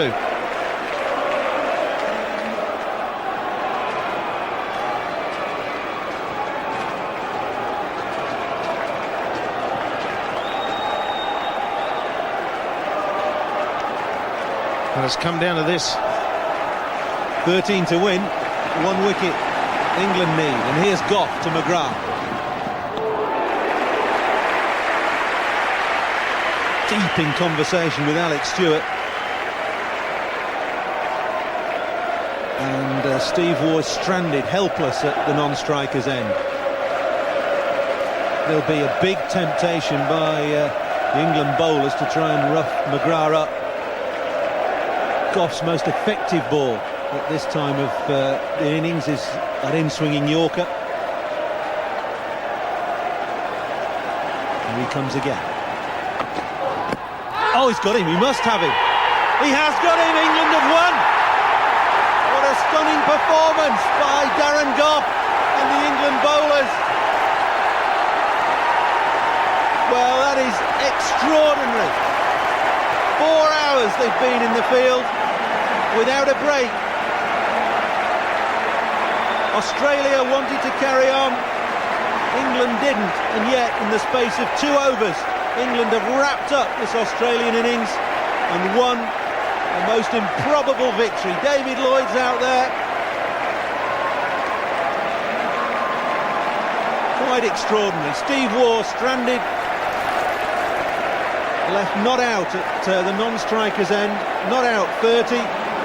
Darren Goff grabs 2 wickets in 3 balls.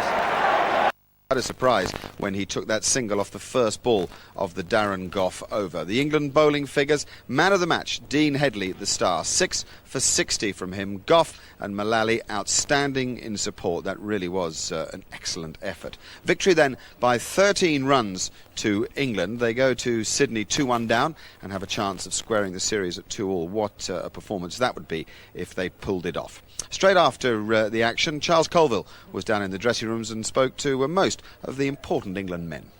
You must have been worried when Nicholson and Waugh were putting that partnership together. It looked like it was just beginning to get away from you again. Yeah, you know, as I say, it goes like that. They got off to a little bit of a start, then we fought back, got right back into it.